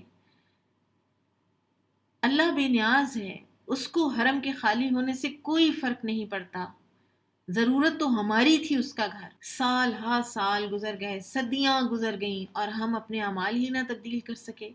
پتہ نہیں کیسے ہم لوگ تھے کہ اللہ تعالیٰ نے ہمارا آنا ہی بند کر دیا۔ کوئی سوچ سکتا تھا یہ چیز؟ کوئی ذہن میں بھی لا سکتا تھا؟ جب اللہ چاہے، جو اللہ چاہے وہ کرتا ہے۔ ثم یوم القیامت یخزیہم ویقول این شرکائی الذین کنتم تشاقون فیہم، پھر یوم قیامت اللہ انہیں رسوا کرے گا اور کہے گا میرے شریک کہاں ہیں جن کی بابت تم مومنوں سے جھگڑتے تھے؟ وہ لوگ کہیں گے جنہیں علم دیا گیا تھا بے شک آج کافروں کے لیے رسوائی اور بدبختی ہے، وہ جن کی روح فرشتے اس حال میں قبض کرتے ہیں کہ وہ اپنے آپ پر ظلم کر رہے ہوتے ہیں، تو وہ یہ کہتے ہوئے سر تسلیم خم کر دیتے ہیں کہ ہم تو کوئی برا عمل نہیں کرتے تھے۔ فرشتے کہتے ہیں، یعنی جھوٹ بول دیا، اس وقت بھی مکر گئے۔ فرشتے کہتے ہیں کیوں نہیں، بے شک اللہ کو معلوم ہے جو تم عمل کرتے تھے، چنانچہ تم جہنم کے دروازوں میں داخل ہو جاؤ۔ سبحان اللہ۔ امام ابن کثیر فرماتے ہیں کہ ان کی موت کے وقت فوراً بعد ان کی روحیں جہنم میں چلی جاتی ہیں اور ان کے جسم قبر میں رہتے ہیں، اور یہ اللہ تعالیٰ کی قدرت کاملہ ہے کہ اللہ تعالیٰ جسم اور روح میں ایک دوری ہے، لیکن اس کے باوجود ایک تعلق پیدا کر دیتا ہے، اور جسم کو بھی وہ روح کا عذاب جو ہے وہ پہنچ رہا ہوتا ہے، اور صبح و شام ان پر آگ پیش کی جاتی ہے، اور پھر جب قیامت برپا ہوگی تو روحیں جسموں میں لوٹ آئیں گی، اور پھر یہ ہمیشہ کے لیے جہنم میں داخل کر دیے جائیں گے، اس میں تم ہمیشہ رہو گے، سو کیسا برا ٹھکانہ ہے تکبر کرنے والوں کا۔ اور جب پوچھا جاتا ہے متقی لوگوں سے کہ تمہارے رب نے کیا نازل کیا ہے، تو وہ کہتے ہیں خیر ہی خیر نازل کی ہے، جن لوگوں نے بھلائی کی ان کے لیے اس دنیا میں بھی بھلائی ہے، دنیا میں بھی اچھی سی زندگی اللہ تعالیٰ گزروا دیں گے، اور دار آخرت تو یقیناً بہترین ہے، اور کیا خوب ہے متقی لوگوں کا گھر، یعنی ہمیشہ کے باغات ہیں، وہ ان میں داخل ہوں گے، ان کے نیچے نہریں جاری ہیں، وہاں ان کے لیے وہ ہوگا جو وہ چاہیں گے۔ اب دیکھیں بعض اوقات لوگ پوچھتے ہیں کہ اچھا فلاں چیز ہوگی، فلاں چیز ہوگی، آپ کو وہ ملے گا جو آپ چاہیں گے، بات ہی ختم ہو گئی نا۔ ہر شوق پورا ہوگا، ہر تمنا پوری ہوگی، ہر خواہش پوری ہوگی، اور پرفیکشن کے لیول پر پوری ہوگی۔ اللہ اسی طرح متقی لوگوں کو جزا دیتا ہے۔ ایک مرتبہ نبی صلی اللہ علیہ وسلم کے پاس کوئی تحفے میں کوئی ایک جیسے کلوک آیا، اور وہ ریشم کا تھا اور بڑا ہی وہ نفیس ریشم تھا، اور صحابہ اس کو ٹچ کر کے تو حیران ہو رہے تھے اس کی نفاست پر۔ تو آپ صلی اللہ علیہ وسلم نے فرمایا، اب یہ واقعہ سن 9 ہجری کا ہے، سعد بن معاذ سن 5 ہجری میں شہید ہو چکے تھے، تو آپ صلی اللہ علیہ وسلم نے ان کو یاد کرتے ہوئے فرمایا لمنادیل سعد بن معاذ فی الجنہ افضل من ھذا، کہ سعد بن معاذ کے رومال جنت میں اس ریشم کے کلوک سے زیادہ بہتر ہیں، ان کے تو رومال ہی اس سے بہتر ہیں، اور باقی چیزوں کا تو پھر کیا ہی کہنا۔ اور جنت کے جو باغات ہیں ان میں پودے ہم کیسے لگائیں گے؟ نبی صلی اللہ علیہ وسلم ایک مرتبہ گزرے اور ابو ہریرہ رضی اللہ عنہ کے پاس سے، تو ابو ہریرہ کوئی ٹری پلانٹ کر رہے تھے، کوئی پودا لگا رہے تھے، تو آپ نے پوچھا ابو ہریرہ کیا لگا رہے ہو؟ تو ابو ہریرہ کہتے ہیں میں نے عرض کیا کہ یا رسول اللہ میں اپنے لیے پودے لگا رہا ہوں، تو آپ صلی اللہ علیہ وسلم نے فرمایا کہ میں تمہیں اس سے بہتر پودے نہ بتاؤں؟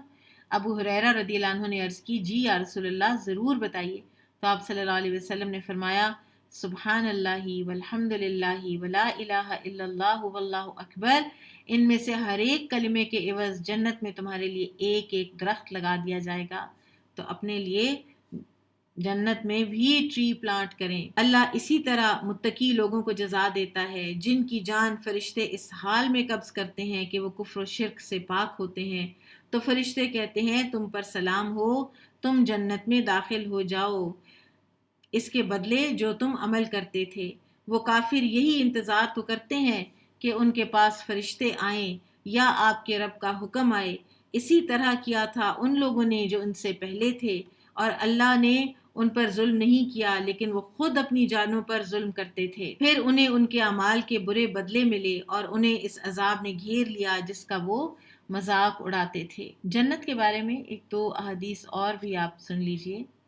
کہ جنت کے کھانے کے بارے میں یہ ہے کہ جنت میں صرف خواہش کرنے پر کھانا سامنے آ جایا کرے گا، اور اسی طرح سے جنت کی جو محلات ہیں، گھر ہیں، ان کی ایک اینٹ سونے کی ہے اور ایک اینٹ چاندی کی ہے۔ اور مشرک لوگوں نے کہا اگر اللہ چاہتا تو ہم اس کے سوا کسی چیز کی عبادت نہ کرتے اور نہ ہمارے باپ دادا ہی، اور ہم اس کے حکم کے بغیر کوئی چیز حرام نہ ٹھہراتے۔ اسی طرح کیا تھا ان لوگوں نے جو ان سے پہلے تھے، چنانچہ رسولوں کے ذمے تو صرف صاف صاف پہنچا دینا ہے، اور یقیناً ہم نے ہر امت میں ایک رسول بھیجا کہ اللہ کی عبادت کرو اور طاغوت سے بچو، یعنی سرکش قوتوں سے بچو۔ پھر ان میں سے بعض کو اللہ نے ہدایت دی اور ان میں سے بعض پر گمراہی ثابت ہو گئی، لہٰذا تم زمین میں سیر کرو، پھر دیکھو رسولوں کو جھٹلانے والوں کا انجام کیسا عبرتناک ہوا۔ اب دیکھیں کیسے کوئی دیکھے گا کہ رسولوں کو جھٹلانے والوں کا کیسا عبرتناک انجام ہوا۔ ابھی ہم نے بات کی تھی نا آرکیالوجی کے فیلڈ کی، کہ رسولوں کو جھٹلانے والے تو کوئی دھنس گئے نا زمین میں، اور کسی پر کیسا عذاب آیا، کسی پر کیسا، تو یہ کیسے پتہ چلے گا؟ یہ پڑھنے سے، علم حاصل کرنے سے۔ لہٰذا ہر فیلڈ علم نافع بنتا ہے اگر اس میں اللہ کی معرفت ہو۔ اے نبی صلی اللہ علیہ وسلم، خواہ آپ ان کی ہدایت کے لیے کتنی ہی حرص کریں تو بے شک اللہ جسے گمراہ کرے پھر اسے ہدایت نہیں دیتا، اور ان گمراہوں کا مددگار کوئی بھی نہیں۔ حدیث میں آپ صلی اللہ علیہ وسلم کی یہ جو خواہش ہے کہ لوگ ہدایت پر آ جائیں، اس کو اس طرح نبی صلی اللہ علیہ وسلم نے بیان فرمایا کہ میری اور لوگوں کی مثال ایسی ہے جیسے کسی نے آگ جلائی، جب آگ نے اپنے ارد گرد کو روشن کیا تو پروانے اور پتنگے جو آگ میں گرتے ہیں اس میں گرنے لگے، تو وہ آدمی انہیں روکنے لگا کہ وہ اس میں نہ گریں، لیکن وہ اس پر غالب آ کر اس آگ میں گرتے رہے۔ نبی کریم صلی اللہ علیہ وسلم نے فرمایا اسی طرح میں بھی تمہیں تمہاری کمروں سے پکڑ پکڑ کر آگ سے روک رہا ہوں، لیکن تم ہو کہ آگ میں گرنے پر ہی مصر۔ اور وہ اللہ کی پختہ قسمیں کھا کر کہتے ہیں کہ جو مر جاتا ہے اللہ اسے دوبارہ نہیں اٹھائے گا۔ کیوں نہیں، بلکہ وہ اٹھائے گا، یہ اس کے ذمے سچا وعدہ ہے، لیکن اکثر لوگ علم نہیں رکھتے تاکہ ان کے لیے واضح کرے وہ بات کہ جس میں وہ اختلاف کرتے تھے، اور تاکہ معلوم ہو جائے کافروں کو کہ بے شک وہی جھوٹے ہیں۔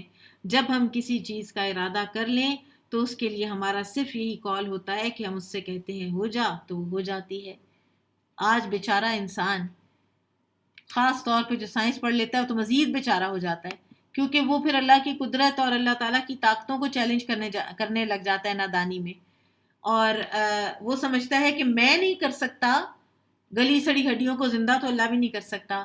اور ملینز بلینز ٹریلینز آدم علیہ السلام سے لے کر آخری انسان تک جب اللہ تعالیٰ نے زندہ کرنا ہے تو اللہ تعالیٰ نے سب کو کہنا ہے زندہ ہو جاؤ، اور سب نے زندہ ہو جانا ہے، کچھ اس کے علاوہ اللہ کو کرنا نہیں پڑنا۔ سبحان اللہ۔ اور انسان اپنے آپ کے ساتھ کمپیئر کر کے کتنے بڑے مغالطے کا شکار ہو جاتا ہے۔ اور جن لوگوں نے ظلم و ستم سہنے کے بعد اللہ کی راہ میں ہجرت کی تو ہم انہیں دنیا میں اچھا ٹھکانہ دیں گے، اور یقیناً آخرت کا اجر تو بہت بڑا ہے، کاش وہ علم رکھتے۔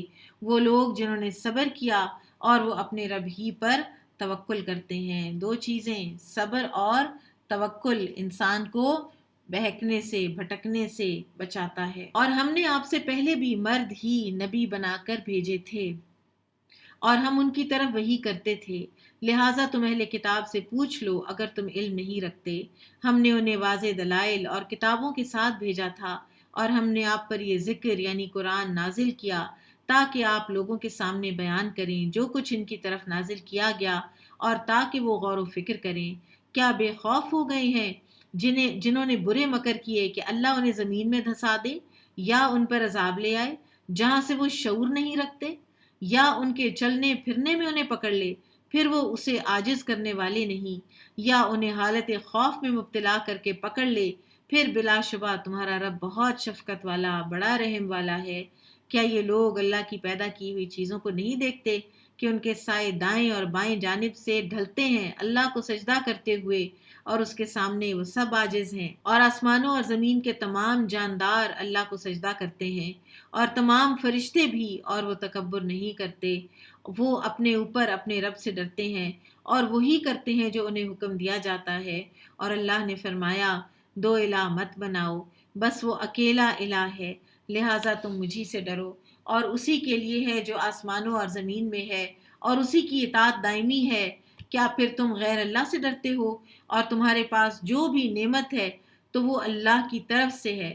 پھر جب تمہیں کوئی تکلیف پہنچتی ہے تو اسی سے تم فریاد کرتے ہو، پھر جب وہ تم سے تکلیف ہٹا دیتا ہے تو تم میں سے ایک فریق اپنے رب کے ساتھ شرک کرنے لگتا ہے۔ لِيَكْفُرُوا بِمَا آتَيْنَاهُمْ فَتَمَتَّعُوا فَسَوْفَ تَعْلَمُونَ، تاکہ ان نعمتوں کی ناشکری کریں جو ہم نے انہیں دیں، چنانچہ تم فائدہ اٹھا لو، پھر جلد تم جان لو گے۔ اور ہم نے انہیں جو رزق دیا ہے اس میں سے ان باطل معبودوں کا حصہ ٹھہراتے ہیں جنہیں یہ جانتے بھی نہیں۔ اللہ کی قسم تم سے تمہاری افترا پردازیوں کا ضرور سوال ہوگا، اور وہ اللہ کی بیٹیاں ٹھہراتے ہیں۔ کتنا بڑا آفنس ہے نا۔ وہ اولاد سے پاک ہے اور ان کے لیے وہ ہے جو وہ چاہیں، یعنی بیٹے خود بیٹیوں کو پسند نہیں کرتے اور اللہ کو دینے لگتے ہیں تو پھر بیٹیاں دیتے ہیں۔ اللہ تعالیٰ یہاں پر بیٹیوں کو برا نہیں کہہ رہے، اللہ تعالیٰ ان کی مینٹیلٹی کا ذکر کر رہے ہیں۔ اور جب ان میں سے کسی کو بیٹی کی بشارت دی جائے، یعنی اس کے گھر بیٹی پیدا ہو جائے، تو اس کا چہرہ سیاہ پڑ جاتا ہے اور وہ غم و غصے سے بھرا ہوتا ہے۔ وہ اس آر کے باعث جس کی اسے خوشخبری دی گئی لوگوں سے چھپتا پھرتا ہے، سوچتا ہے کیا اپنی توہین کے باوجود اسے باقی رکھے یا اسے مٹی میں دبا دے۔ سبحان اللہ، یہ اشارہ ہے زمانہ جاہلیت کی اس رسم کی طرف کہ وہ لڑکیوں کو زندہ درگور کر دیا کرتے۔ اسلام نے اس ظلم سے روکا۔ بیٹے ہوں یا بیٹیاں، یہ سبھی اللہ کی تقسیم ہے اور اللہ تعالیٰ کی تقسیم پر راضی رہنا چاہیے۔ اور بیٹیاں بعض اوقات انسان کے لیے وہ سکون اور خوشی کا باعث بنتی ہیں اور اتنی خدمت کر جاتی ہیں کہ جتنی بعض اوقات بیٹے فرما بردار ہونے کے باوجود کچھ چیزیں ان کے بس کے باہر ہوتی ہیں وہ نہیں کر پاتے۔ آگاہ رہو، بہت برا ہے وہ فیصلہ جو وہ کرتے ہیں، یعنی اللہ کو بیٹیاں منسوب کرنا، اور کہتے تھے فرشتے اللہ کی بیٹیاں ہیں۔ جو لوگ آخرت پر ایمان نہیں رکھتے ان کے لیے بری مثال ہے اور اللہ کے لیے اعلیٰ مثال ہے، اور وہ غالب ہے، خوب حکمت والا۔ اور اگر اللہ لوگوں کے ظلم پر ان کا مواخذہ کرے تو زمین پر کوئی چلنے والا جاندار نہ چھوڑے۔ اگر اللہ آج ہمیں پکڑنے لگے نا تو ایک زندہ بھی نہ جاندار رہے، ہم اتنے گناہگار ہیں سارے کے سارے۔ اور کہاں یہ کہ ہم اپنے آپ کو پتہ نہیں کیا ہی سمجھ بیٹھتے ہیں نا، لیکن وہ ایک مقرر وقت تک انہیں ڈھیل دیتا ہے۔ یہ بھی اللہ تعالیٰ کا فضل ہے، ایک رحم ہے اللہ تعالیٰ کا ہمارے اوپر کہ اس نے ہمیں ڈھیل دی ہوئی ہے۔ پھر جب ان کا مقرر وقت آ پہنچتا ہے تو ایک گھڑی بھی آگے پیچھے نہیں ہو سکتے، ایک گھڑی بھی آگے پیچھے نہیں ہوتی۔ اور وہ اللہ کے لیے وہ چیز ٹھہراتے ہیں جس سے خود کراہت کرتے ہیں، اور ان کی زبانیں جھوٹ کہتی ہیں کہ بے شک ان کے لیے بھلائی ہے۔ بلا شبہ یقیناً ان کے لیے آگ ہے اور بے شک وہ اس میں سب سے آگے بھیجے جائیں گے۔ اللہ کی قسم ہم نے آپ سے پہلی قوموں کی طرف رسول بھیجے تو شیطان نے ان کے برے اعمال ان کے لیے خوشنما کر دیے، چنانچہ آج وہی ان کا دوست ہے اور ان کے لیے دردناک عذاب ہے۔ اور ہم نے آپ پر کتاب صرف اس لیے نازل کی ہے تاکہ آپ ان پر وہ چیز واضح کر دیں جس میں وہ اختلاف کرتے ہیں، اور وہ ایمان لانے والوں کے لیے ہدایت اور رحمت ہے۔ اور اللہ نے آسمان سے پانی نازل کیا، پھر اس کے ساتھ زمین کو اس کی موت کے بعد زندہ کیا، بے شک اس میں ان لوگوں کے لیے نشانی ہے جو سنتے ہیں۔ اور بے شک تمہارے لیے چوپایوں میں بھی عبرت، یعنی غور و فکر کا سامان ہے۔ یہ آیات کونیہ ہیں، ان پر غور کریں۔ دن رات ہم دودھ پیتے ہیں تو اس پر غور بھی تو کریں۔ کس بات پہ؟ ہم تمہیں پلاتے ہیں اس سے جو ان کے پیٹوں میں ہے، گوبر اور لہو کے درمیان سے خالص دودھ، پینے والوں کے لیے نہایت خوشگوار۔ نبی صلی اللہ علیہ وسلم نے فرمایا 3 چیزیں ایسی ہیں کہ تحفے میں دی جائیں تو واپس نہیں کی جاتی، تکیہ، تیل اور دودھ۔ اور کسی کو دودھ پلا دینا ایسا ہے جیسے کسی غلام کو آزاد کرنا یا اس کی آزادی کی قیمت دینا، کیونکہ دودھ جو ہے نا یہ ایک ایسا مشروب ہے کہ جو پینے کے لیے بھی اور کھانے کے لیے بھی دونوں طرح سے انسان کو کفایت کرتا ہے، نیوٹریشن بھی دیتا ہے اور پیاس بھی بجھاتا ہے۔ اور یہ وہ کھانا ہے، یہ وہ پینا ہے کہ جس کے لیے برکت کی دعا کی گئی ہے۔ دودھ پینے کی دعا جو ہمیں بتائی گئی، اللہم بارک لنا فیہ وزدنا منہ، اللہ ہمیں اس میں برکت دے اور اس کو اور بڑھا، کہیں دنیا میں کسی دن دودھ کی شارٹیج بھی نہ ہو جائے۔ اور کھجور اور انگور کے کچھ پھل وہ ہیں جن سے تم نشہ آور شراب اور اچھا رزق حاصل کرتے ہو، بے شک اس میں نشانی ہے ان لوگوں کے لیے جو عقل رکھتے ہیں۔ اور آپ کے رب نے شہد کی مکھی کو الہام کیا کہ تو پہاڑوں میں گھر یعنی چھتے بنا، اور درختوں میں اور ان چھپروں میں جن پر لوگ بیلیں چڑھاتے ہیں، پھر ہر قسم کے پھلوں اور پھولوں سے رس چوس، پھر اپنے رب کی ہموار راہوں پر چل۔ ان کے پیٹوں سے مختلف رنگوں کا مشروب یعنی شہد نکلتا ہے۔ ہر جو مکھیاں ہیں نا شہد کی، وہ ڈفرینٹ جو پھل پھول جن کے رس چوستی ہیں ان کے مطابق جو ہے وہ رنگ فرق ہوتا ہے۔ میں ایک دفعہ ایک شہد کی ایک دکان تھی، اس پر میں گئی، اتنے رنگ تھے کہ میں سوچ ہی نہیں سکتی تھی کہ شہد کے اتنے بھی رنگ ہوتے ہیں، ڈارکسٹ سے لے کے لائٹسٹ تک۔ اور پھر اسی طرح سے ایک بڑی مکھی کا ہوتا ہے، پھر ایک چھوٹی مکھی کا ہوتا ہے۔ اس میں لوگوں کے لیے شفا ہے، اللہ تعالیٰ نے شہد میں شفا رکھی ہے۔ بے شک اس میں بھی غور و فکر کرنے والوں کے لیے بڑی نشانی ہے۔ شہد کی مکھی کی جو مثال ہے نا، وہ ایک طالب علم کو لینی چاہیے۔ طالب علم کو اس طرح محنت کرنی چاہیے اپنے مقصد کے حصول کے لیے جس طرح سے کہ شہد کی مکھی کرتی ہے۔ اسی طرح سے نبی صلی اللہ علیہ وسلم نے فرمایا کہ بے شک مومن کی مثال شہد کی مکھی کی طرح ہے، جو پاکیزہ چیز کھاتی ہے، پاکیزہ رس خارج کرتی ہے، اور جس پھول پتی پر بیٹھتی ہے نہ وہ ٹوٹتا ہے نہ وہ خراب ہوتا ہے۔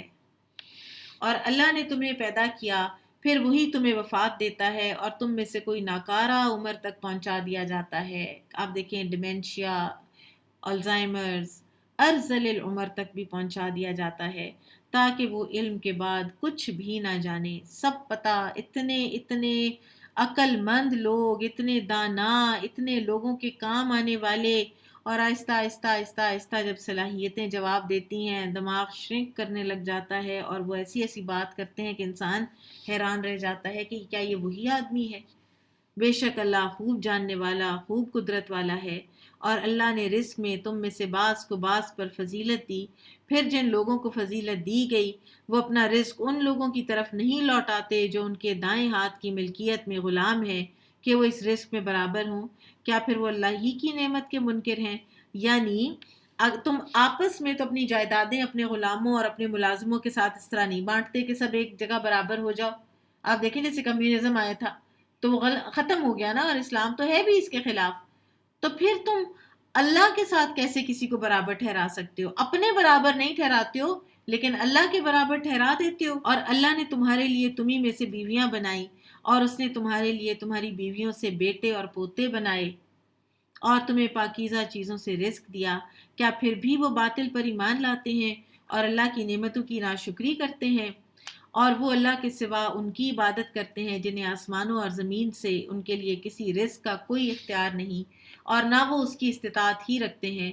چنانچہ تم اللہ کے لیے مثالیں نہ بیان کرو، بے شک اللہ جانتا ہے اور تم نہیں جانتے۔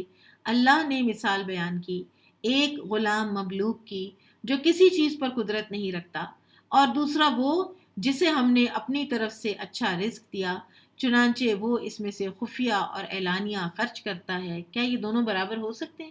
ایک وہ جو معاشرے کے لیے اتنا فائدہ مند ہے، اور ایک وہ ہے کہ جس کا کوئی فائدہ ہی نہیں ہے۔ تمام حمد اللہ ہی کے لیے ہے، بلکہ اکثر لوگ یہ واضح حقیقت بھی نہیں جانتے۔ اگر دو انسان، ایک فائدہ مند اور ایک نا فائدہ مند، برابر نہیں ہو سکتے تو خالق اور مخلوق کیسے برابر ہو سکتے ہیں؟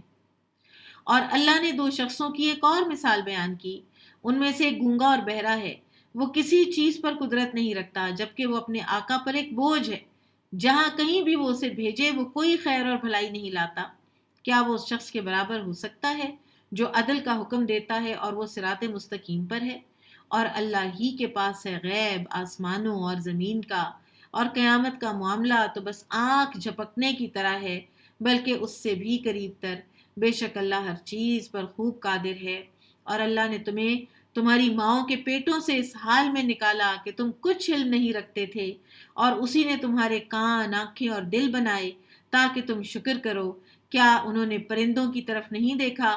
وہ آسمانی فضا میں مسخر ہیں، اللہ کے سوا انہیں فضا میں کوئی نہیں تھام رہا۔ کیوں وہ گریوٹی کی وجہ سے نیچے نہیں گراتے؟ کیوں انسان نہیں اڑ سکتا اور یہ چھوٹے چھوٹے پرندے اڑ لیتے ہیں؟ بے شک اس میں نشانیاں ہیں ان لوگوں کے لیے جو ایمان لاتے ہیں۔ اور اللہ نے تمہارے لیے تمہارے گھر جائے سکونت بنائے، اور تمہارے لیے چوپایوں کی کھالوں سے ایسے گھر یعنی خیمے بنائے جنہیں تم ہلکا سمجھتے ہو اپنے کوچ کے دن اور اپنے قیام کے دن، اور ان بھیڑوں کی اون اور ان اونٹوں کی پشم سے اور ان بکریوں کے بالوں سے گھریلو اثاثے اور ایک مدت تک برتنے کی چیزیں بنائیں۔ اور آپ دیکھیں یہ جو خواتین کی شعلیں ہوتی ہیں، توش اور شاہ توش اور کیا کیا وہ لیتی ہیں لاکھوں خرچ کر کے، تو اس رب کا شکر بھی تو کریں جس نے یہ بھیڑ بکریاں بنائی ہیں جن سے ہمیں وہ اون حاصل ہوتی۔ وہ اللہ تو ہمیں یاد ہی نہیں رہتا، سبحان اللہ، انسان کتنا ناشکرا ہے۔ اور اللہ نے اپنی تخلیق کردہ چیزوں سے تمہارے لیے سائے بنائے اور تمہارے لیے پہاڑوں میں چھپنے کے مقام غار بنائے، یہ جو نیچرل غار ہیں ہم کبھی بنا سکتے تھے، اور تمہارے لیے کرتے بنائے جو تمہیں گرمی سے بچاتے ہیں، اور کرتے یعنی وہ زرہ بختر یعنی وہ جو آرمر ہوتا ہے وہ بھی بنایا جو تمہاری لڑائی میں تمہیں بچاتا ہے۔ اسی طرح وہ تم پر اپنی نعمتیں تمام کرتا ہے تاکہ تم فرما بردار بن جاؤ۔ پھر اگر وہ منہ موڑیں تو آپ کے ذمے تو صرف صاف صاف تبلیغ ہے۔ وہ اللہ کی نعمت کو پہچانتے ہیں پھر اس کا انکار کرتے ہیں اور ان میں اکثر ناشکرے ہیں۔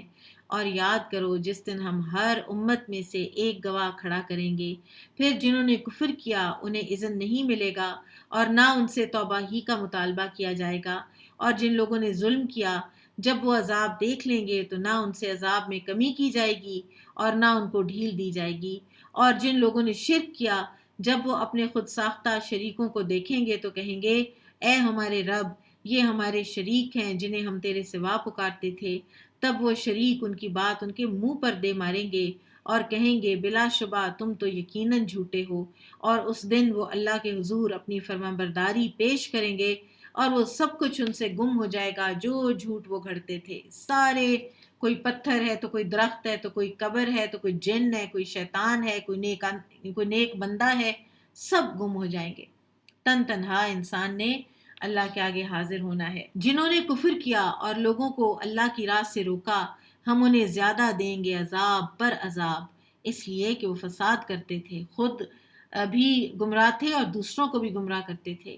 اور اے نبی صلی اللہ علیہ وسلم یاد کرو جس دن ہم ہر امت میں ان پر انہی میں سے ایک گواہ کھڑا کریں گے اور آپ کو ان لوگوں پر گواہ لائیں گے، اور ہم نے آپ پر ہر چیز کو کھول کر بیان کرنے والی یہ کتاب نازل کی ہے جو مسلمانوں کے لیے ہدایت، رحمت اور خوشخبری ہے۔ قرآن کیا ہے؟ ہدایت، رحمت، خوشخبری۔ کسی بھی دنیاوی چیز میں یہ تین باتیں ہوں تو آپ کا اس کے ساتھ کیا رویہ ہوگا؟ وہ آپ کے لیے درست گائیڈنس بھی رکھتی ہو وہ چیز اپنے اندر، اس سے رحمت بھی آتی ہو، اور وہ خوشخبری بھی لائی اپنے ساتھ کوئی آپ کے لیے، تو آپ تو اس کو حرز جان بنا لیں گے۔ اور یہ قرآن ہے کہ اس کے ساتھ ہمارا یہ سلوک ہے کہ ہم اس کو کھولیں بھی تو رمضان کے رمضان، سبحان اللہ، کیا زندگی صرف ایک رمضان ہی رمضان ہے؟ کیا حساب صرف رمضان کا ہونا ہے؟ رمضان کے علاوہ باقی 11 مہینوں کا بھی حساب ہونا ہے۔ ان اللہ یأمر بالعدل والاحسان وایتاء ذی القربى وینہی عن الفحشاء والمنکر والبغی یعظکم لعلکم تذکرون۔ بے شک اللہ عدل اور احسان اور قرابت داروں کو دینے کا حکم دیتا ہے۔ اس آیت میں، آیت نمبر 90 میں، یہ جمعے کے خطبوں میں بھی پڑھی جاتی ہے اور عید الفطر اور عید الاضحیٰ کے خطبوں میں بھی پڑھی جاتی ہے کیونکہ انتہائی جامع آیت ہے۔ 3 باتوں کا اللہ حکم دیتے ہیں، 3 باتوں سے اللہ تعالیٰ روکتے ہیں۔ عدل، بیسک جسٹس، پھر اس کے بعد احسان۔ اللہ تعالیٰ نے ہر معاملے میں احسان کو بھی پسند کیا ہے کہ جسٹس کے علاوہ کبھی کبھی اس سے بڑھ کے بھی ہو جانا چاہیے۔ جسٹس یہ ہے ایک تھپڑ کے بدلے تھپڑ، احسان کیا ہے؟ تھپڑ کے بدلے معافی۔ تو احسان کے ساتھ جو معاشرے ہیں نا ان کے اندر خوبصورتی آتی ہے، اور قرابت داروں کو دینے کا حکم دیتا ہے۔ اور جن 3 چیزوں سے اللہ تعالیٰ روکتے ہیں وہ کیا ہیں؟ بے حیائی کے کام، ولگیرٹی، نیوڈیٹی اور obscenity، وربل ابیوز، اور اسی طرح سے بخیلی اور برے کاموں سے، جنرل منکرات سے، کہ چھوٹے چھوٹے برے کام جو ہوتے ہیں نا جن کو ہم سمجھتے ہیں کہ ان کی خیر ہے، اتے کی خیر ہے، اتے کی خیر ہے، وہ خیر ہے کرتے کرتے وہ ایک بڑا سا آگ کا الاؤ ہی نہ کہیں ہم بنا لیں۔ اور اسی طرح سے ظلم و زیادتی سے اللہ تعالیٰ منع کرتا ہے۔ ظلم کیا ہے؟ ظلم کے بارے میں نبی صلی اللہ علیہ وسلم نے فرمایا کہ ظلم قیامت کے دن اندھیروں میں سے اندھیرا ہوگا۔ اور ظلم 3 طرح کا ہوتا ہے۔ اللہ کے ساتھ ظلم، شرک اللہ کے ساتھ سب سے بڑا ظلم ہے، ان الشرک لظلم عظیم۔ حقوق العباد میں کمی، یہ بھی ظلم ہے۔ اور اللہ اور بندوں کے بیچ کوئی بھی جو ہمارا کوئی عہد ہے، کوئی بھی جو معاملہ ہے، اس میں ظلم و زیادتی کرنا، تو اللہ تعالیٰ ان سب طرح کے جو مظالم ہیں ان سے منع کرتا ہے۔ اور ظلم کی ڈیفینیشن ویسے کیا ہے؟ کسی چیز کو وہاں رکھنا کہ جو اس کا محل نہیں ہے، جو اس کی جگہ نہیں ہے، وہ تمہیں واز کرتا ہے تاکہ تم نصیحت پکڑو اور اللہ کا عہد پورا کرو جب تم آپس میں عہد کر لو، اور قسمیں پکی کرنے کے بعد نہ توڑو جبکہ تم نے اللہ کو اپنا کفیل بنایا ہو۔ یعنی قسم جب کھا لی جائے تو اس کو پورا کرنا چاہیے، یوں ہی یہ نہیں کہ بس آج قسم کھائی ہے اور کل جو ہے وہ ہم توڑ رہے ہیں، اور اول سوچ سمجھ کے کھانی چاہیے، لیکن اگر کھا لی ہے تو پھر اس کو پورا کرنا چاہیے، اور اگر غلط چیز کی کھا لی ہے تو پھر اس کو توڑ کے اس کا کفارہ دے دینا چاہیے۔ بے شک اللہ جانتا ہے جو تم کرتے ہو، اور تم اس عورت کی طرح نہ ہو جاؤ جس نے اپنا سوت محنت سے کاٹنے کے بعد ٹکڑے ٹکڑے کر ڈالا۔ نیکیاں کمائیں، غیبتیں کیں، چغلیاں کیں، نیکیاں ضائع کر دیں۔ ایسے اعمال کیے کہ جن سے نیکیاں ضائع ہو جائیں، ساری محنت ضائع کر دی۔ تم اپنی قسموں کو باہم فریب کا ذریعہ بناتے ہو کہ ایک جماعت دوسری جماعت سے مال وافر میں بڑھ جائے۔ بے شک اللہ اس عہد و پیمان سے تمہیں آزماتا ہے، اور یوم قیامت وہ تم پر ضرور واضح کر دے گا جس میں تم اختلاف کرتے تھے۔ اور اگر اللہ چاہتا تو تمہیں ایک ہی امت بنا دیتا، لیکن وہ جسے چاہے گمراہ کرتا ہے اور جسے چاہے ہدایت دیتا ہے، اور تم سے ضرور اس کا سوال ہوگا جو تم عمل کرتے تھے۔ اور تم اپنی قسموں کو باہم فریب دینے کا ذریعہ نہ بناؤ کہ اسلام پر کسی کا قدم جمنے کے بعد ڈگمگا جائے۔ کوئی بندہ مسلمان ہوا، سچے دل سے مسلمان ہوا، سوچ سمجھ کے مسلمان ہوا، مسلمان ہونے کے بعد اس نے مسلمانوں کے اخلاق دیکھے، چوری چکاری، خیانت، لڑائی جھگڑے اور اخلاقی برائیاں، اور اسی طرح سے چوریاں اور خیانتیں اور ملاوٹ، کوئی اگر ایکسپورٹ کر رہے ہیں کوئی چیز تو اس میں ملاوٹ کر کر کے بھیج رہے ہیں۔ تو مجھے ایک دفعہ کسی نے بتایا تھا کہ کسی ملک کے رشیا کے تھے شاید کوئی، اور وہ امپورٹر تھا، اور اس نے وہاں پہ ایک جار کے اندر پاکستان سے آیا ہوا چاول اس نے رکھا ہوا تھا، اور وہ دکھاتا تھا اور وہ کہتا تھا پاکستان سے تو میں نے نہیں لینا۔ ایک دفعہ میں نے لیا اور اس میں اتنا شیشہ ساتھ تھا کہ میں نے اب توبہ کی ہے کہ آئندہ تو میں نے یہ لینا ہی نہیں۔ تو مسلمان ایسے ہوں گے تو پھر اسلام پر جمنے کے بعد قدم ڈگمگائیں گے نا، کہ اگر مسلمان ایسے ہوتے ہیں تو پھر اسلام بھی ظاہر ہے شاید ان کو یہی تعلیم دیتا ہوگا۔ اور تم دنیا میں اس کی سزا بھگتو کہ تم نے اسے اللہ کی راہ سے روکا، اور آخرت میں تمہارے لیے عذاب عظیم ہوگا۔ اور اللہ کا عہد تھوڑی قیمت میں نہ بیچو، بے شک جو اللہ کے ہاں اجر ہے وہی بہتر ہے اگر تم علم رکھتے ہو۔ جو کچھ تمہارے پاس ہے وہ فنا ہو جائے گا، اور جو کچھ اللہ کے پاس ہے وہ ہمیشہ باقی رہنے والا ہے۔ اور جن لوگوں نے صبر کیا ہم ضرور انہیں ان کا اجر و ثواب اس سے بہتر دیں گے جو وہ عمل کرتے رہے۔ جس نے نیک عمل کیے، مرد ہو یا عورت، جبکہ ہو وہ مومن، تو ہم ضرور اسے پاکیزہ زندگی بسر کرائیں گے۔ یہ دنیا کی زندگی بھی بڑی اچھی سی بسر ہو جاتی ہے، اور ہم انہیں ضرور ان کا اجر و ثواب اس سے بہتر دیں گے جو وہ عمل کرتے تھے۔ اور پھر جب آپ قرآن پڑھنے لگیں تو شیطان مردود سے اللہ کی پناہ مانگیں۔ قرآن پڑھنے سے پہلے تعوذ پڑھنا اس آیت کی روح سے واجب ہے، کیونکہ جتنا انسان کے قرآن پڑھنے پر شیطان اپسیٹ ہوتا ہے نا، اور جتنا ایکٹیویٹ تب ہوتا ہے اتنا کوئی اور موقع نہیں ہوتا۔ تو لہٰذا قرآن پڑھنے سے پہلے اعوذ باللہ من الشیطان الرجیم واجب۔ بے شک ان لوگوں پر اس کا کوئی زور نہیں چلتا جو ایمان لائے اور وہ اپنے رب پر توکل کرتے ہیں، بس اس کا زور تو ان لوگوں پر چلتا ہے جو اسے دوست بناتے ہیں، اور ان پر جو اللہ کے ساتھ شریک ٹھہراتے ہیں۔ اور جب ہم ایک آیت کی جگہ بدل کر دوسری آیت لائیں اور اللہ اسے خوب جانتا ہے جو کچھ وہ نازل کرتا ہے، تو وہ کافر کہتے ہیں یقیناً تو گھڑ لانے والا ہے، لیکن ان میں سے اکثر علم نہیں رکھتے۔ کہہ دیجئے اس قرآن کو روح القدس یعنی جبرائیل علیہ السلام نے تیرے رب کی طرف سے حق کے ساتھ نازل کیا ہے تاکہ اللہ ایمان والوں کو ثابت قدم رکھے اور مسلمانوں کے لیے ہدایت اور بشارت ہو۔ ٹھیک ہے، انشاءاللہ آج ہم اتنا ہی پڑھیں گے. بارک اللہ فیکم. سبحانک اللہم و بحمدک اشہد ان لا الہ الا انت استغفرک و اتوب الیک. السلام علیکم ورحمۃ اللہ وبرکاتہ.